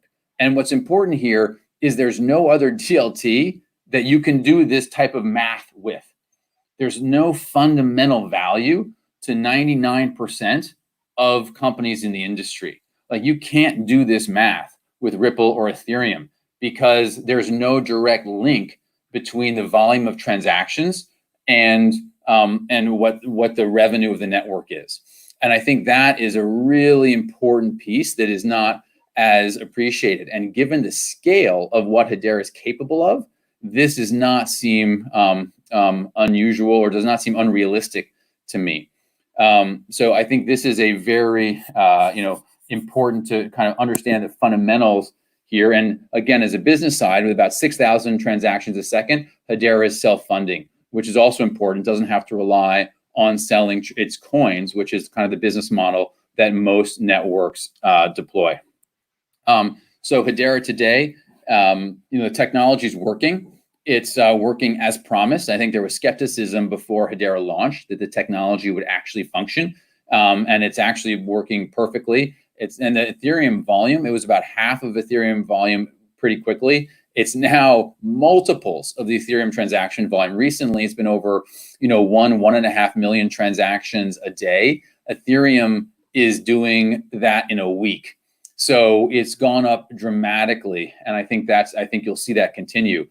Besides the technology working, development's working. It's not just one thing. We've launched the Hedera Consensus Service, HCS. That is, I think, a game changer for the institutional market. A lot of the use cases I've been talking about are really driven by HCS and enterprises' interest in using Hedera's consensus and getting security of public ordering while keeping all the data private. Enterprises continue to join. This year, Google, Wipro, University College London have all joined. So continued traction on the enterprise side. And then regulatory compliance. And I think this is also very important to touch on. Hedera has engaged from the beginning extensively with regulators. And, I've, as part of Hedera, I met with 2 SEC commissioners. We've met with, a bunch of, the Department of Treasury. We met with a variety of different stakeholders within the government. And I think Hedera has worked really hard to ensure that it's conformed to the best practices for regulatory engagement. And given how opaque the market is, it's very difficult to appreciate that. And there's also no press release where someone says, yes, you've conformed to everything the regulators want. But you can see from news like with regard to Telegram, what happens when regulators think you have not done things appropriately. So it's sort of a negative kind of confirmation, not a positive one with regulation. But I think that has been a terrific, huge focus of Hedera, which I think is paying dividends. And with that, I think it's worth taking a second, and this is kind of a fun slide that I want to touch on. Is when we were raising capital for Hedera back in 2017, 18, some people said, gee, Hedera is late to the game. Ethereum's really dominant. Bitcoin's been around for a long time. Is there room for another player? And I think it's instructive to look at companies that we think take for granted as being dominant in their industries that started as very small upstarts in what seem to be mature markets. And so in 1994, Amazon had $115,000 in revenue versus Barnes and Noble's $2 billion. All right, who thought that they would dominate? It took a decade for them to get real scale, but they were at Barnes and Noble's volume within 5 years in terms of revenue. Google started with zero market share in 98. Yahoo dominated. Salesforce, 0 to Oracle's $9 billion. And Apple launched its phone with no market share when Nokia dominated. And in our industry, Binance started in 2017 with nothing, and the next year was the largest. And so how do you win? How do you dominate an industry? I I think you need superior offering and execution. Amazon certainly does that. Technology, you know, focused strategy. You know, Hedera clearly has superior technology. I think that's been demonstrated in this presentation. And, you know, focused strategy, Hedera is very enterprise focused. I think that is, you know, that is a huge strength to be that focused. It's clearly got a superior product and enabling a new ecosystem, and it has huge customer focus, and because the customers actually govern it. So I think that is you know, they really have all of the elements of an industry dominating player that I think is, you know, be more and more visible to the market. And so why Hedera? It's the only institutional class platform governed by enterprises for enterprises. And so hopefully that's gives some indication of why I'm excited about Hedera, why I was really thrilled to help found and build it. And hopefully that will inspire some of you to find applications that are suitable for your businesses that can be deployed on Hedera. So thank you for listening. And you can find me at TomTro4. Appreciate it. Thank you, Tom. Wow. You know, if this was a face-to-face audience, I think that people will be actually clapping and woo, because really you really turn a lot of heads, okay, with your presentation today. People are saying, okay, looking at the comments, mind blowing, agree, great. So okay, I'm going to try to do a quick takeaway, all right, for the audience, okay, with your sharing. First and foremost, okay, I think that you made it very clear, okay, that Hedera Hashgraph is not a blockchain, and blockchain is designed, okay, to be slow. Hedera is designed to be fast, fair, secure, and institutional grade from the start. Okay, you shared some lower hanging fruits. You also shared some real use cases, some business models. That was really great, and I think, yeah, you made a very compelling, okay, you know, presentation for us to basically think about it. So I think that people, okay, in the audience who are actually looking at Hedera Hashgraph will look at it at a different light right now. Hedera Hashgraph is not an experiment, functioning and ready for enterprise use. I think I'm just going to go straight into the questions, okay. You know, from one of the questions, okay, that is in the crowd is that why Hedera Hashgraph is patented? You know, is that why it is a patented technology, is not like an open source thing? You know, that well, it's a good question. And listen, that's something I didn't touch on. It's patented. The patent was received incredibly quickly. You know, Hedera has committed to releasing the code, and so I don't know the late update, but in December, the company said that they would release the code early this year. So hopefully that's coming. I think the goal behind the patent was to prevent competing, confusing deployments of Hedera, and to prevent other networks that would confuse the market and confuse people. The goal was not to obfuscate or to have a black box technology. And so the idea here is for Hedera to release the code so everyone can see it and everyone can validate it. And by the way, all the miners, all the council members see the code because they're running the node. So it's not as if it's just a couple people see it, but everyone who's actually on the governing council is running the code. So it's actually seen by everybody. And once we get to a larger council and then sharding from there, you'll have a much wider deployment of that code. But the concept was to prevent other confusing networks from starting up. I frankly think that the sooner that code is released, the better. And after leaving, understand kind of the real interest in the open source community and how important that is. And I think that even if the code was released today, there's really little chance that anyone could stand up a network with the same type of partners that Hedera has discovered and has built and secured. So I think there's very little risk of anything competing. And so I'm looking forward to the code being released because I think it will really help the developer market understand Hedera's approach better. Yeah. All right. So I'm looking for more questions, but I just keep seeing comments like yeah, you really turned a lot of hits for this presentation. Some Kang Eugene says I've never heard of Hedera Hashgraph before these, but it sounds like these guys are dark horse. These are compelling arguments. Another user says we'll definitely do more research. Okay. Yes, Sammy, you wanted to add something? Yeah, no, as Tom mentioned, so I think in my presentation I mentioned stability. We don't want our Yes. network to fork. So yes, I mean it is patented, and Hedera is basically the only platform that is allowed to use the Hashgraph consensus algorithm. And in terms of, so we're not open source, we're open review. I think towards so this year we're aiming. I mean, we're preparing to open source. First of all, we're going to open source some of the Hedera services and tools, and we're going to publish the Hedera code for open review. So what that means is, somebody can't come and start their own public ledger using Hashgraph, but we want to make sure we're as transparent as possible, so the community can actually review the code to make sure that it's kosher.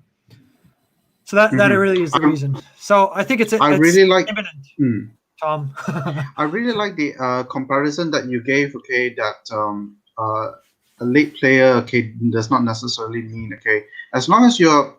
I always have this belief that as long as you're solving problems faster and better than anyone else, eventually you're going to find your adopters, and that's basically what happened in Binance. I think Binance did a lot of right steps to get to where they are today. A question for Tom is from Blastcat from the YouTube channel, right? Thanks for listening in the YouTube. You compare Hedera to a lot of the Bitcoin and Ethereum transactions, which is basically very, very slow. But what about delegated proof of stake? What do you think of EOS and other like Tron, which are all basically delegated proof of stake processing models? Wouldn't they be able to throughput? Sorry, yeah, no, it's a good question. So DPoS is obviously has been viewed as a way to scale beyond the proof of work, the proof of work algorithms of Ethereum as an example. There are two problems with DPoS. One, it's more vulnerable to attacks because you're delegating to a small number of nodes, and so those nodes are findable, and those nodes could be DDoSed, and so which is a denial of service attack. So it's less secure, and that's one element of it. The second component of it is how are those nodes voted for? Who decides who these delegated nodes are? And being a delegated node can be very profitable, and that's what we've seen. And I mentioned that with EOS, there's huge scandal when the exchange Huobi basically leaked a file that showed how much was being paid to secure the votes for certain block producers. And so it led to you run the risk of collusion in voting. Doesn't mean DPoS has to have collusion, but that's what's happened. And so does that mean it doesn't work? No. Is it fine for running games? Sure. Will DPoS exist in the future? Yes. But will enterprises run their applications on DPoS systems like those? I don't think so. And so you have less trust, and also the speed isn't that great either. The speed's fine, but it's nowhere near Hedera's speed. So I think those all exist, and they're fine. It's just a different type of user with different type of security and governance requirements. Can I just add something? So I would encourage the listeners to actually think about this, this whole industry as, I mean, everybody, probably a lot of people have heard about the trilemma, right? The three legs. So you have how centralized or decentralized the platform is, then you have the speed, and you have the security, right? And certain platforms sacrifice speed for security. Others would sacrifice decentralization for both speed and security.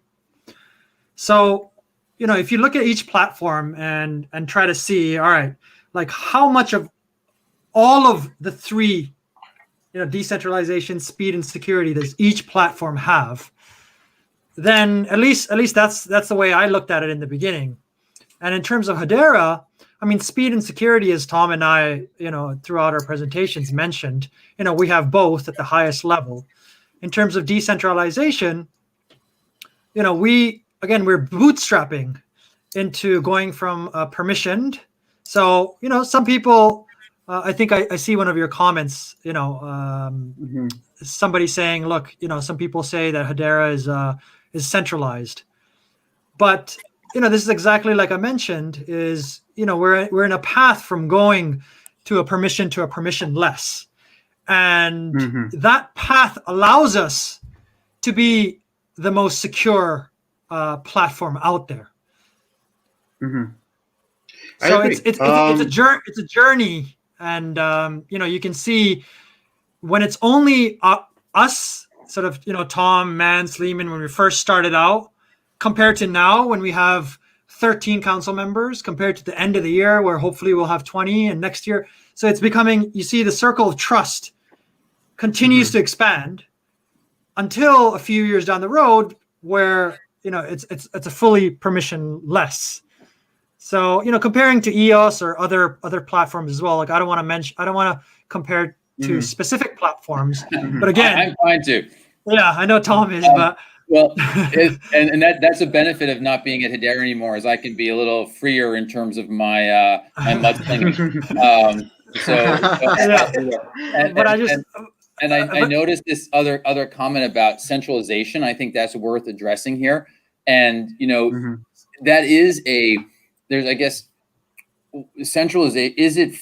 I guess how I'd answer that is there's a little bit of semantics in terms of what's centralized and what's not. Let's talk about Hedera at scale. There's two components to it. There's consensus and there's governance. Okay, so let's talk about governance. Governance will be 39 institutions, of which a third turnover every year. Is that decentralized or is it centralized? It's a company, but that company is controlled by 39 different groups who are constantly changing. I think that's decentralized. Some people say, well, it's actually a company, so it's not decentralized. I actually would argue that you could, if you have like say an Ethereum foundation, that's one foundation which is driving a lot of decisions around code updates. That to me has centralization components to it as well. And there's a lot of criticism in the community that's centralized. So you have to really be careful in terms of what's centralized and what's not. And I think that having a mechanism that continually turns over and evolves who's in control really is the best, most effective decentralization governance model you can have. In terms of consensus, right now there at scale there'll be 39 providers of consensus. I think to get full decentralization, we have to get to permissionless, which is when sharding happens. That will then lead to decentralized, I would say really decentralized consensus, and that's probably a year or two away. And so it's a path to get there. But I object to the centralized, characterization of Hedera, because I think that doesn't take into account how has been architected to actually provide protections against centralization. That's a good answer. Actually, I have something to add to this conversation. I mean, I've been observing Hedera. I believe since it was before Hedera even was formed. Actually, it was mostly during the times of swirls, and notice how the direction was to basically get Hashgraph more towards the enterprises and kind of have technologies that can help enterprises as well to innovate. But then looking towards the governance model right now, I'm already worried, will Hedera Hashgraph become too decentralized?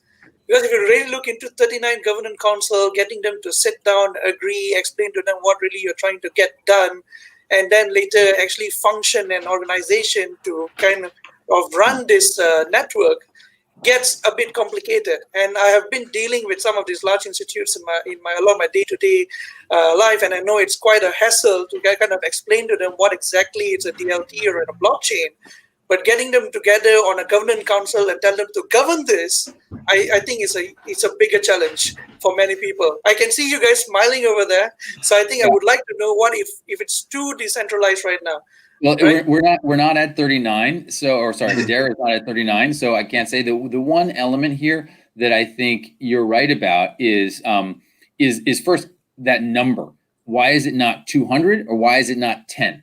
And so 39 struck us as kind of an appropriate number that was just enough that you could have where it's difficult for a third of them to collude and yet big enough to be manageable. So it had to be big enough that you would have enough number to be diversified and small enough it's manageable. And so that's kind of somewhat of an arbitrary number, but that seemed to help address what you're saying. The other element here is Hedera is governed also by these committees that which are subgroups of the council.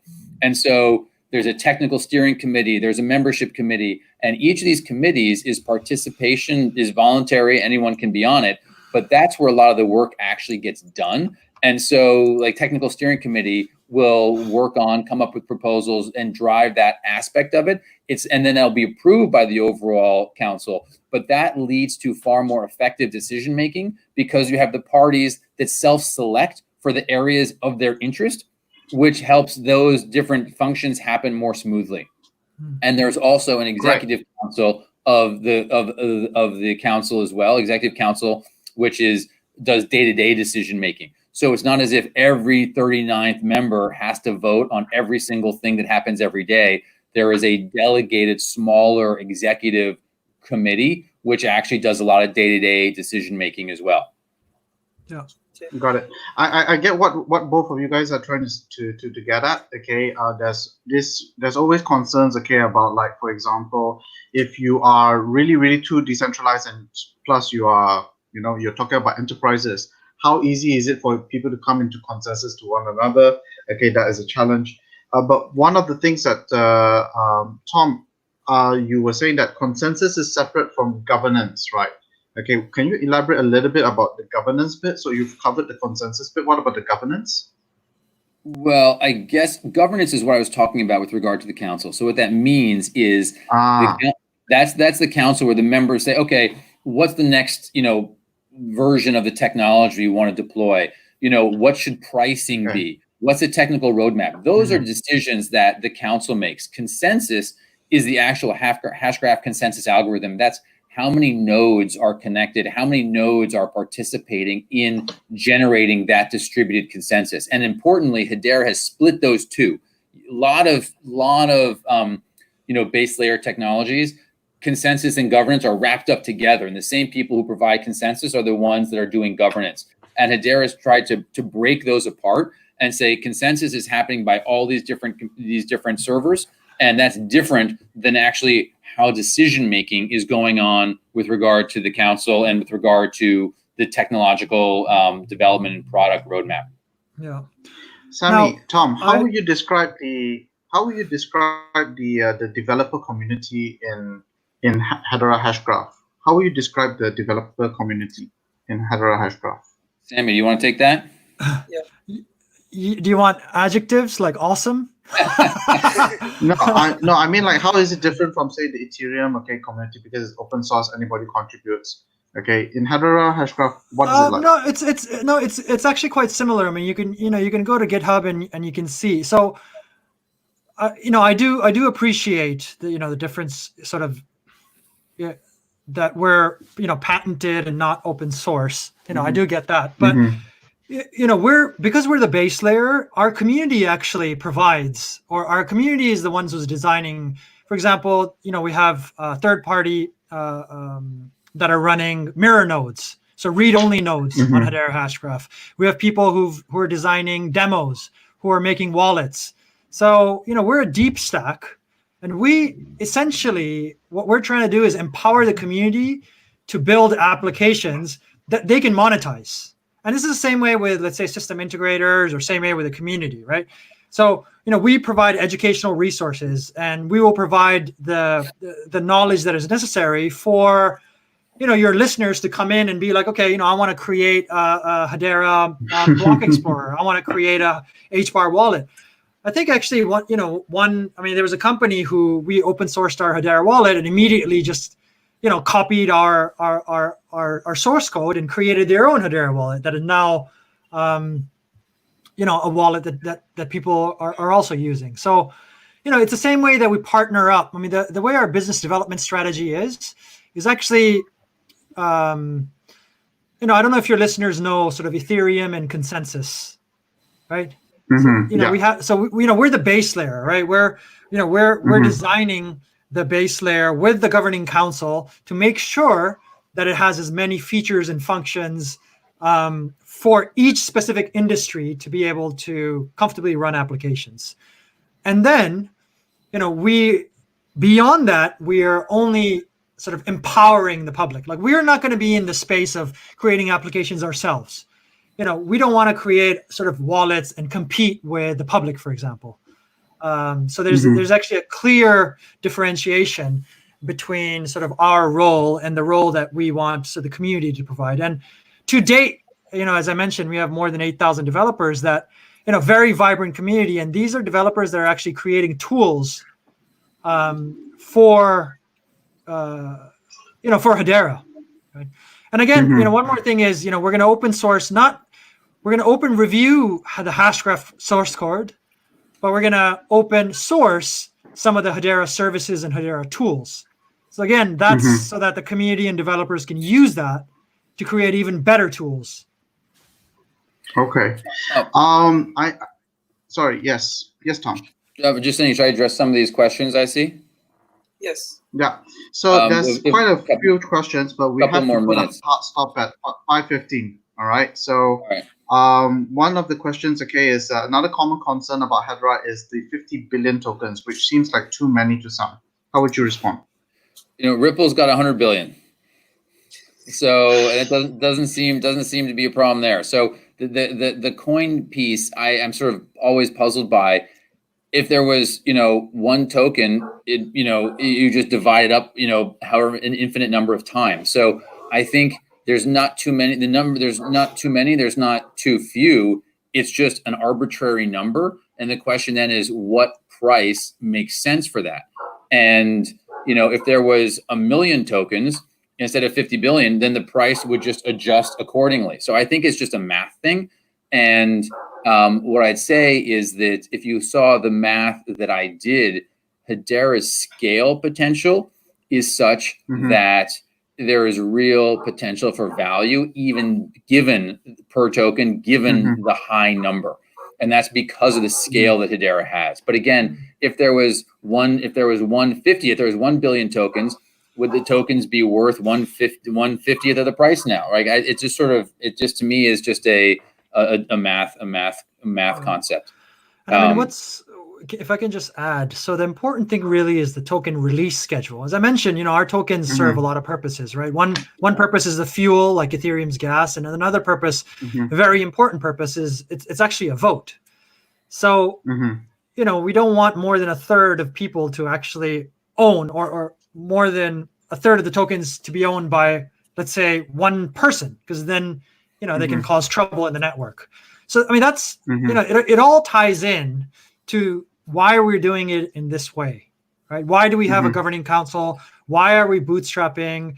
And one of the reasons is because we want the tokens to be as widely distributed in as many hands as possible over, a relatively, 10 to 15 years is what we're saying right now. Again, the council will decide how long that will take. But that is very important because that goes to the heart of the security of the platform. And that's why we have it structured right now is, at the moment we have these large companies that control the tokens, but over time, first of all, there's going to be more council members and there's going to be more nodes. So the tokens will be much more widely distributed around the world. That's what Tom was mentioning. Consensus is decentralized. In other words, if the tokens are owned by the whole world, then the consensus is actually being performed by the whole world. That doesn't change governance. The governance is still being done by professional, like the top 3 law firm in the world is going to know the legal concerns. The biggest IT company in the world is going to know the concerns. The financial company is going to know sort of what concerns these industries have. But the person who Right. who owns an HBAR token either is not going to care or is not going to know. So that's why we have it completely separated. So Got it. it's I would encourage people to actually focus on not the number or the price itself, Right. but So the release schedule. So does that mean, okay, that even if this ties into one of the questions here, which is that if someone actually owns, okay, 1/3 of the coins, okay, does that mean that they are centralizing the consensus? They possibly can, but they're not. But they're not centralizing the governance. Is that what we're trying to say? Correct. Yes. That's exactly right. But that is a risk, and I see that question. It's certainly a risk if someone were to own 1/3 of the coins.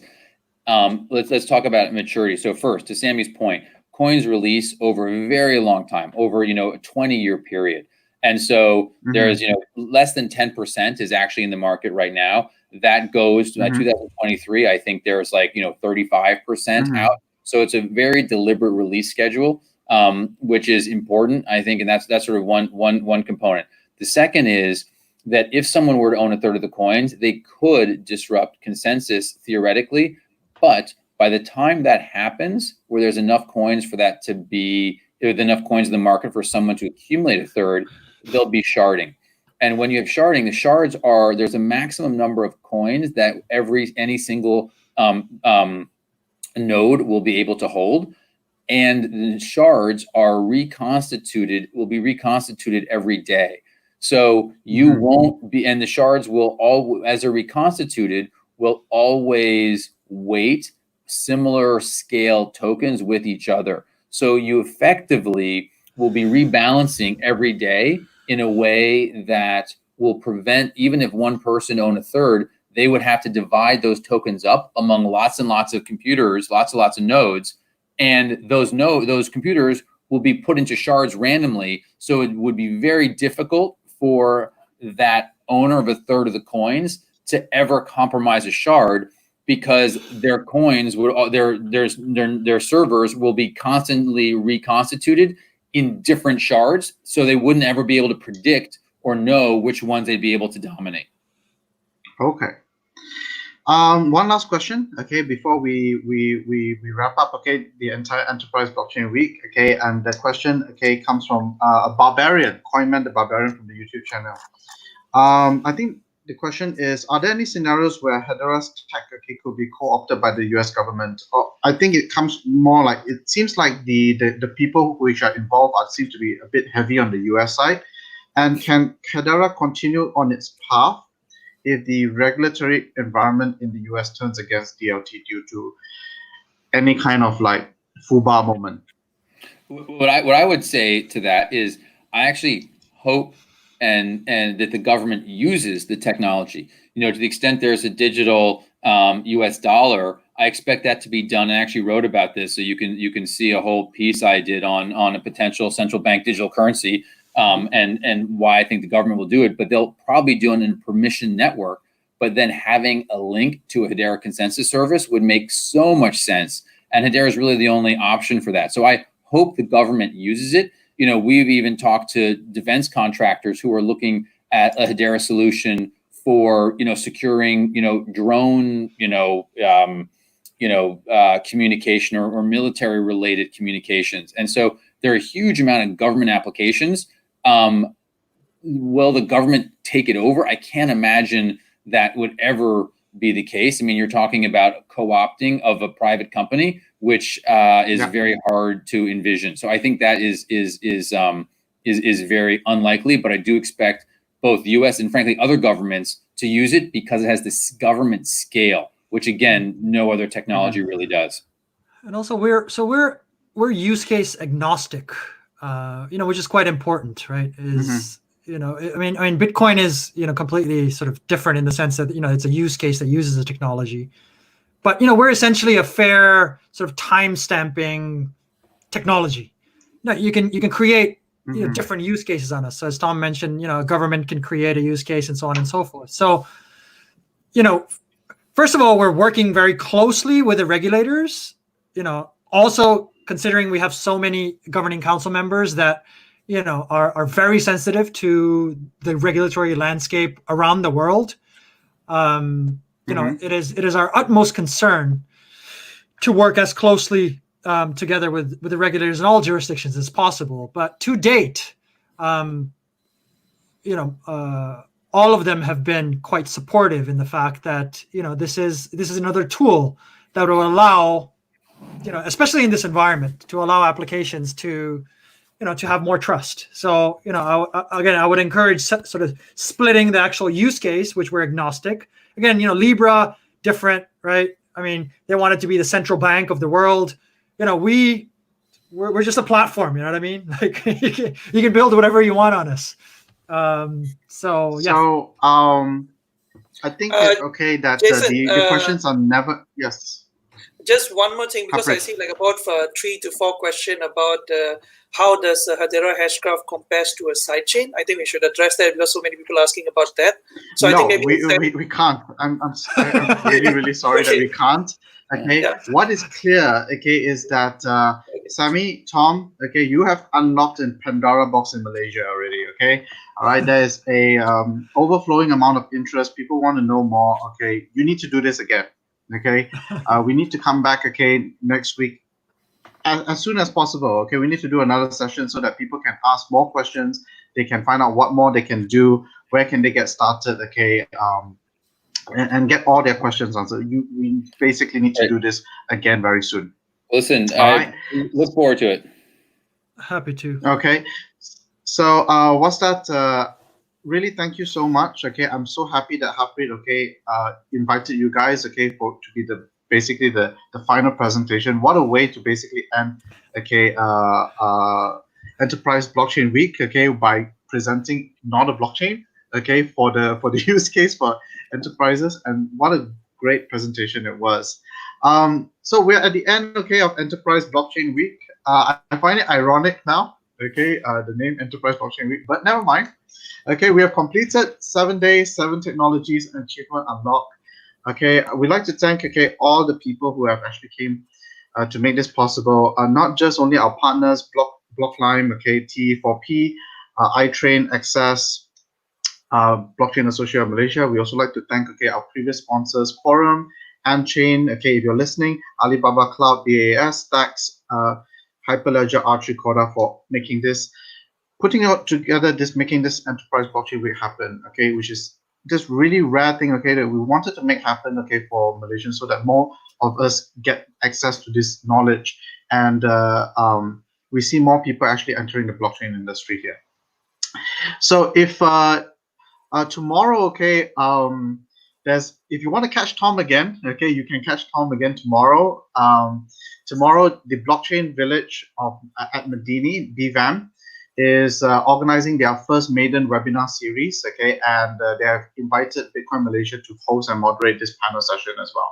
What is different, from this panel session compared to what we have experienced in Enterprise Blockchain Week is that it will have a focus, on discussing where do we go from here, now that we are in this post COVID-19 era, and has there been any has blockchain played any part, in the role? And we have 5 industry leaders, joining us at this panel. It starts tomorrow at 11 a.m.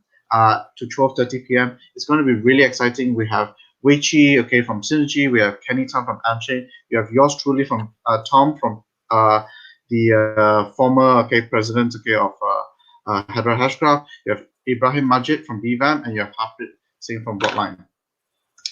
Also tomorrow, 6 p.m. at we have another interesting session, talking about universal basic income, how you can prepare for it. I have some latest news that there's a UBI project, a global UBI project that's going to be launched soon. It's called Citizens Income. It's kind of like a raffle where a single person might be a week might be selected, to basically earn a monthly UBI of $100 equivalent of crypto. So this is something really interesting. We'd like to invite for those who are interested to learn about UBI, as well as what are the tools that's required to prepare yourself for UBI. Do register. Go to this website, brightid.org/meetup, to sign up for this. It's basically a call. And we're at the end. Okay, so here's your gift. Okay, for the final day, please fill in the feedback form. Scan the QR code or go to bit.ly/Hedera_07 on May, and leave us some feedback so that Tom and Sammy, okay, also can know what, did you gain value from this? What do you like about it? Areas that we can improve. What else do you want to see? Okay, if they were to organize the next one, so that we could give you more value, okay, for your time's worth. So with that, okay, I'd like to again thank our speakers for today, Tom, Sammy. I'm going to leave this screen, okay, on for another 30 seconds.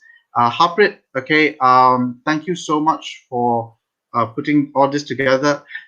Because this was actually brought together by Blocklime this entire week, I'd like to hand over the session, okay, to Harpreet to just maybe share with us, okay, for 5 minutes, okay, to close the event. So thank you, Jason. So I mean, when coming towards the idea behind organizing Enterprise Blockchain Week, actually right after MCO, I started to receive a lot of questions and how can they utilize blockchain in their businesses? How can they, build applications on it? How can they kind of, improve their business model using blockchain technology? And during the MCO period, I noticed that a lot of people's interest kind of peaked into digital transformation, using new technologies to kind of improve their business model, because now they had to change because they've seen a lot of these applications and new technology driven business models was operating well, but they had to go on full stop and they were losing money. And they wanted to see and understand blockchain technology, but they were not asking the right questions. And they were not having the right platforms in mind for their use cases. So I noticed there was a huge gap in the audience and the people out there, that they didn't know the difference between a lot of these enterprise technologies, and they were not exposed to enterprise technologies and enterprise grade technologies especially. And they were thinking that they only could use things that some things like Ethereum or EOS or public blockchain technologies, but they were not comfortable with the limitations that the technologies bring together. So that's the reason I say that why not we actually kind of host this event where we can talk about different enterprise technologies, spread more awareness, and kind of move on and let people know that they can actually use these technologies to build their use cases.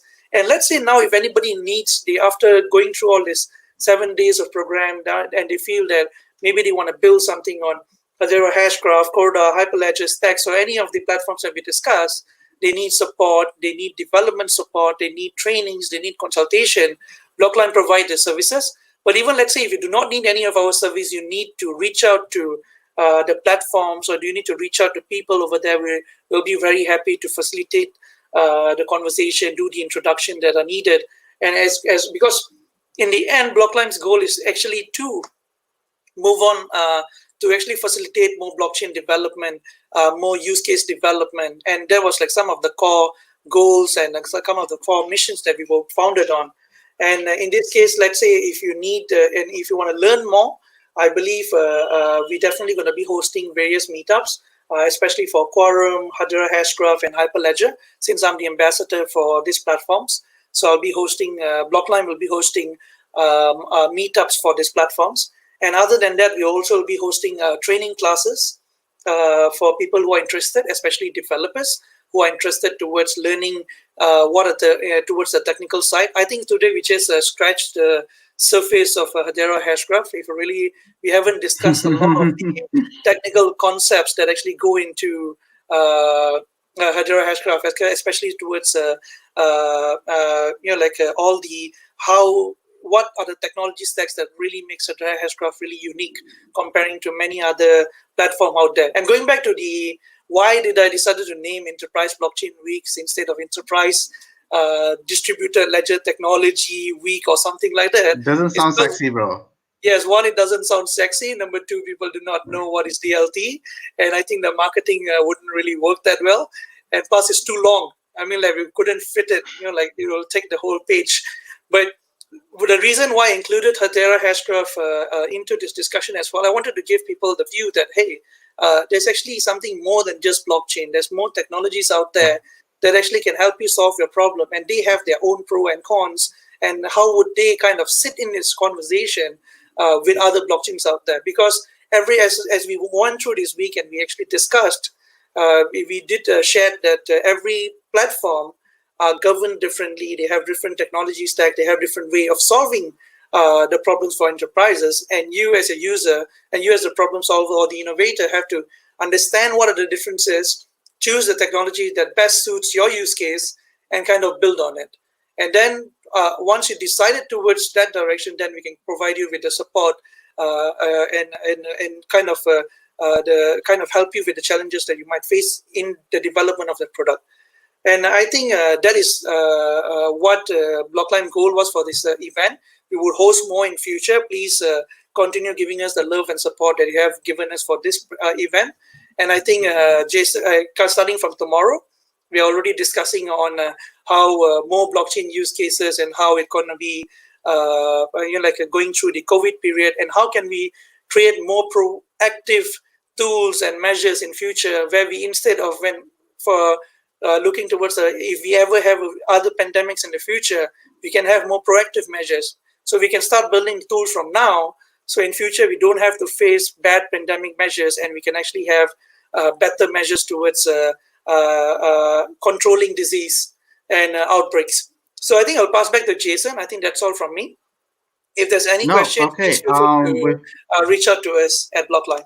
I want to say thank you, to all the people who are listening, who have been listening in, over the last 7 days. I hope that you gained a lot of value. We're going to be doing a lot more, to bring as much value to the community as possible.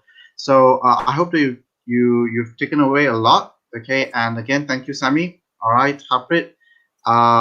See you next time. Bye. See you. Ending broadcast now.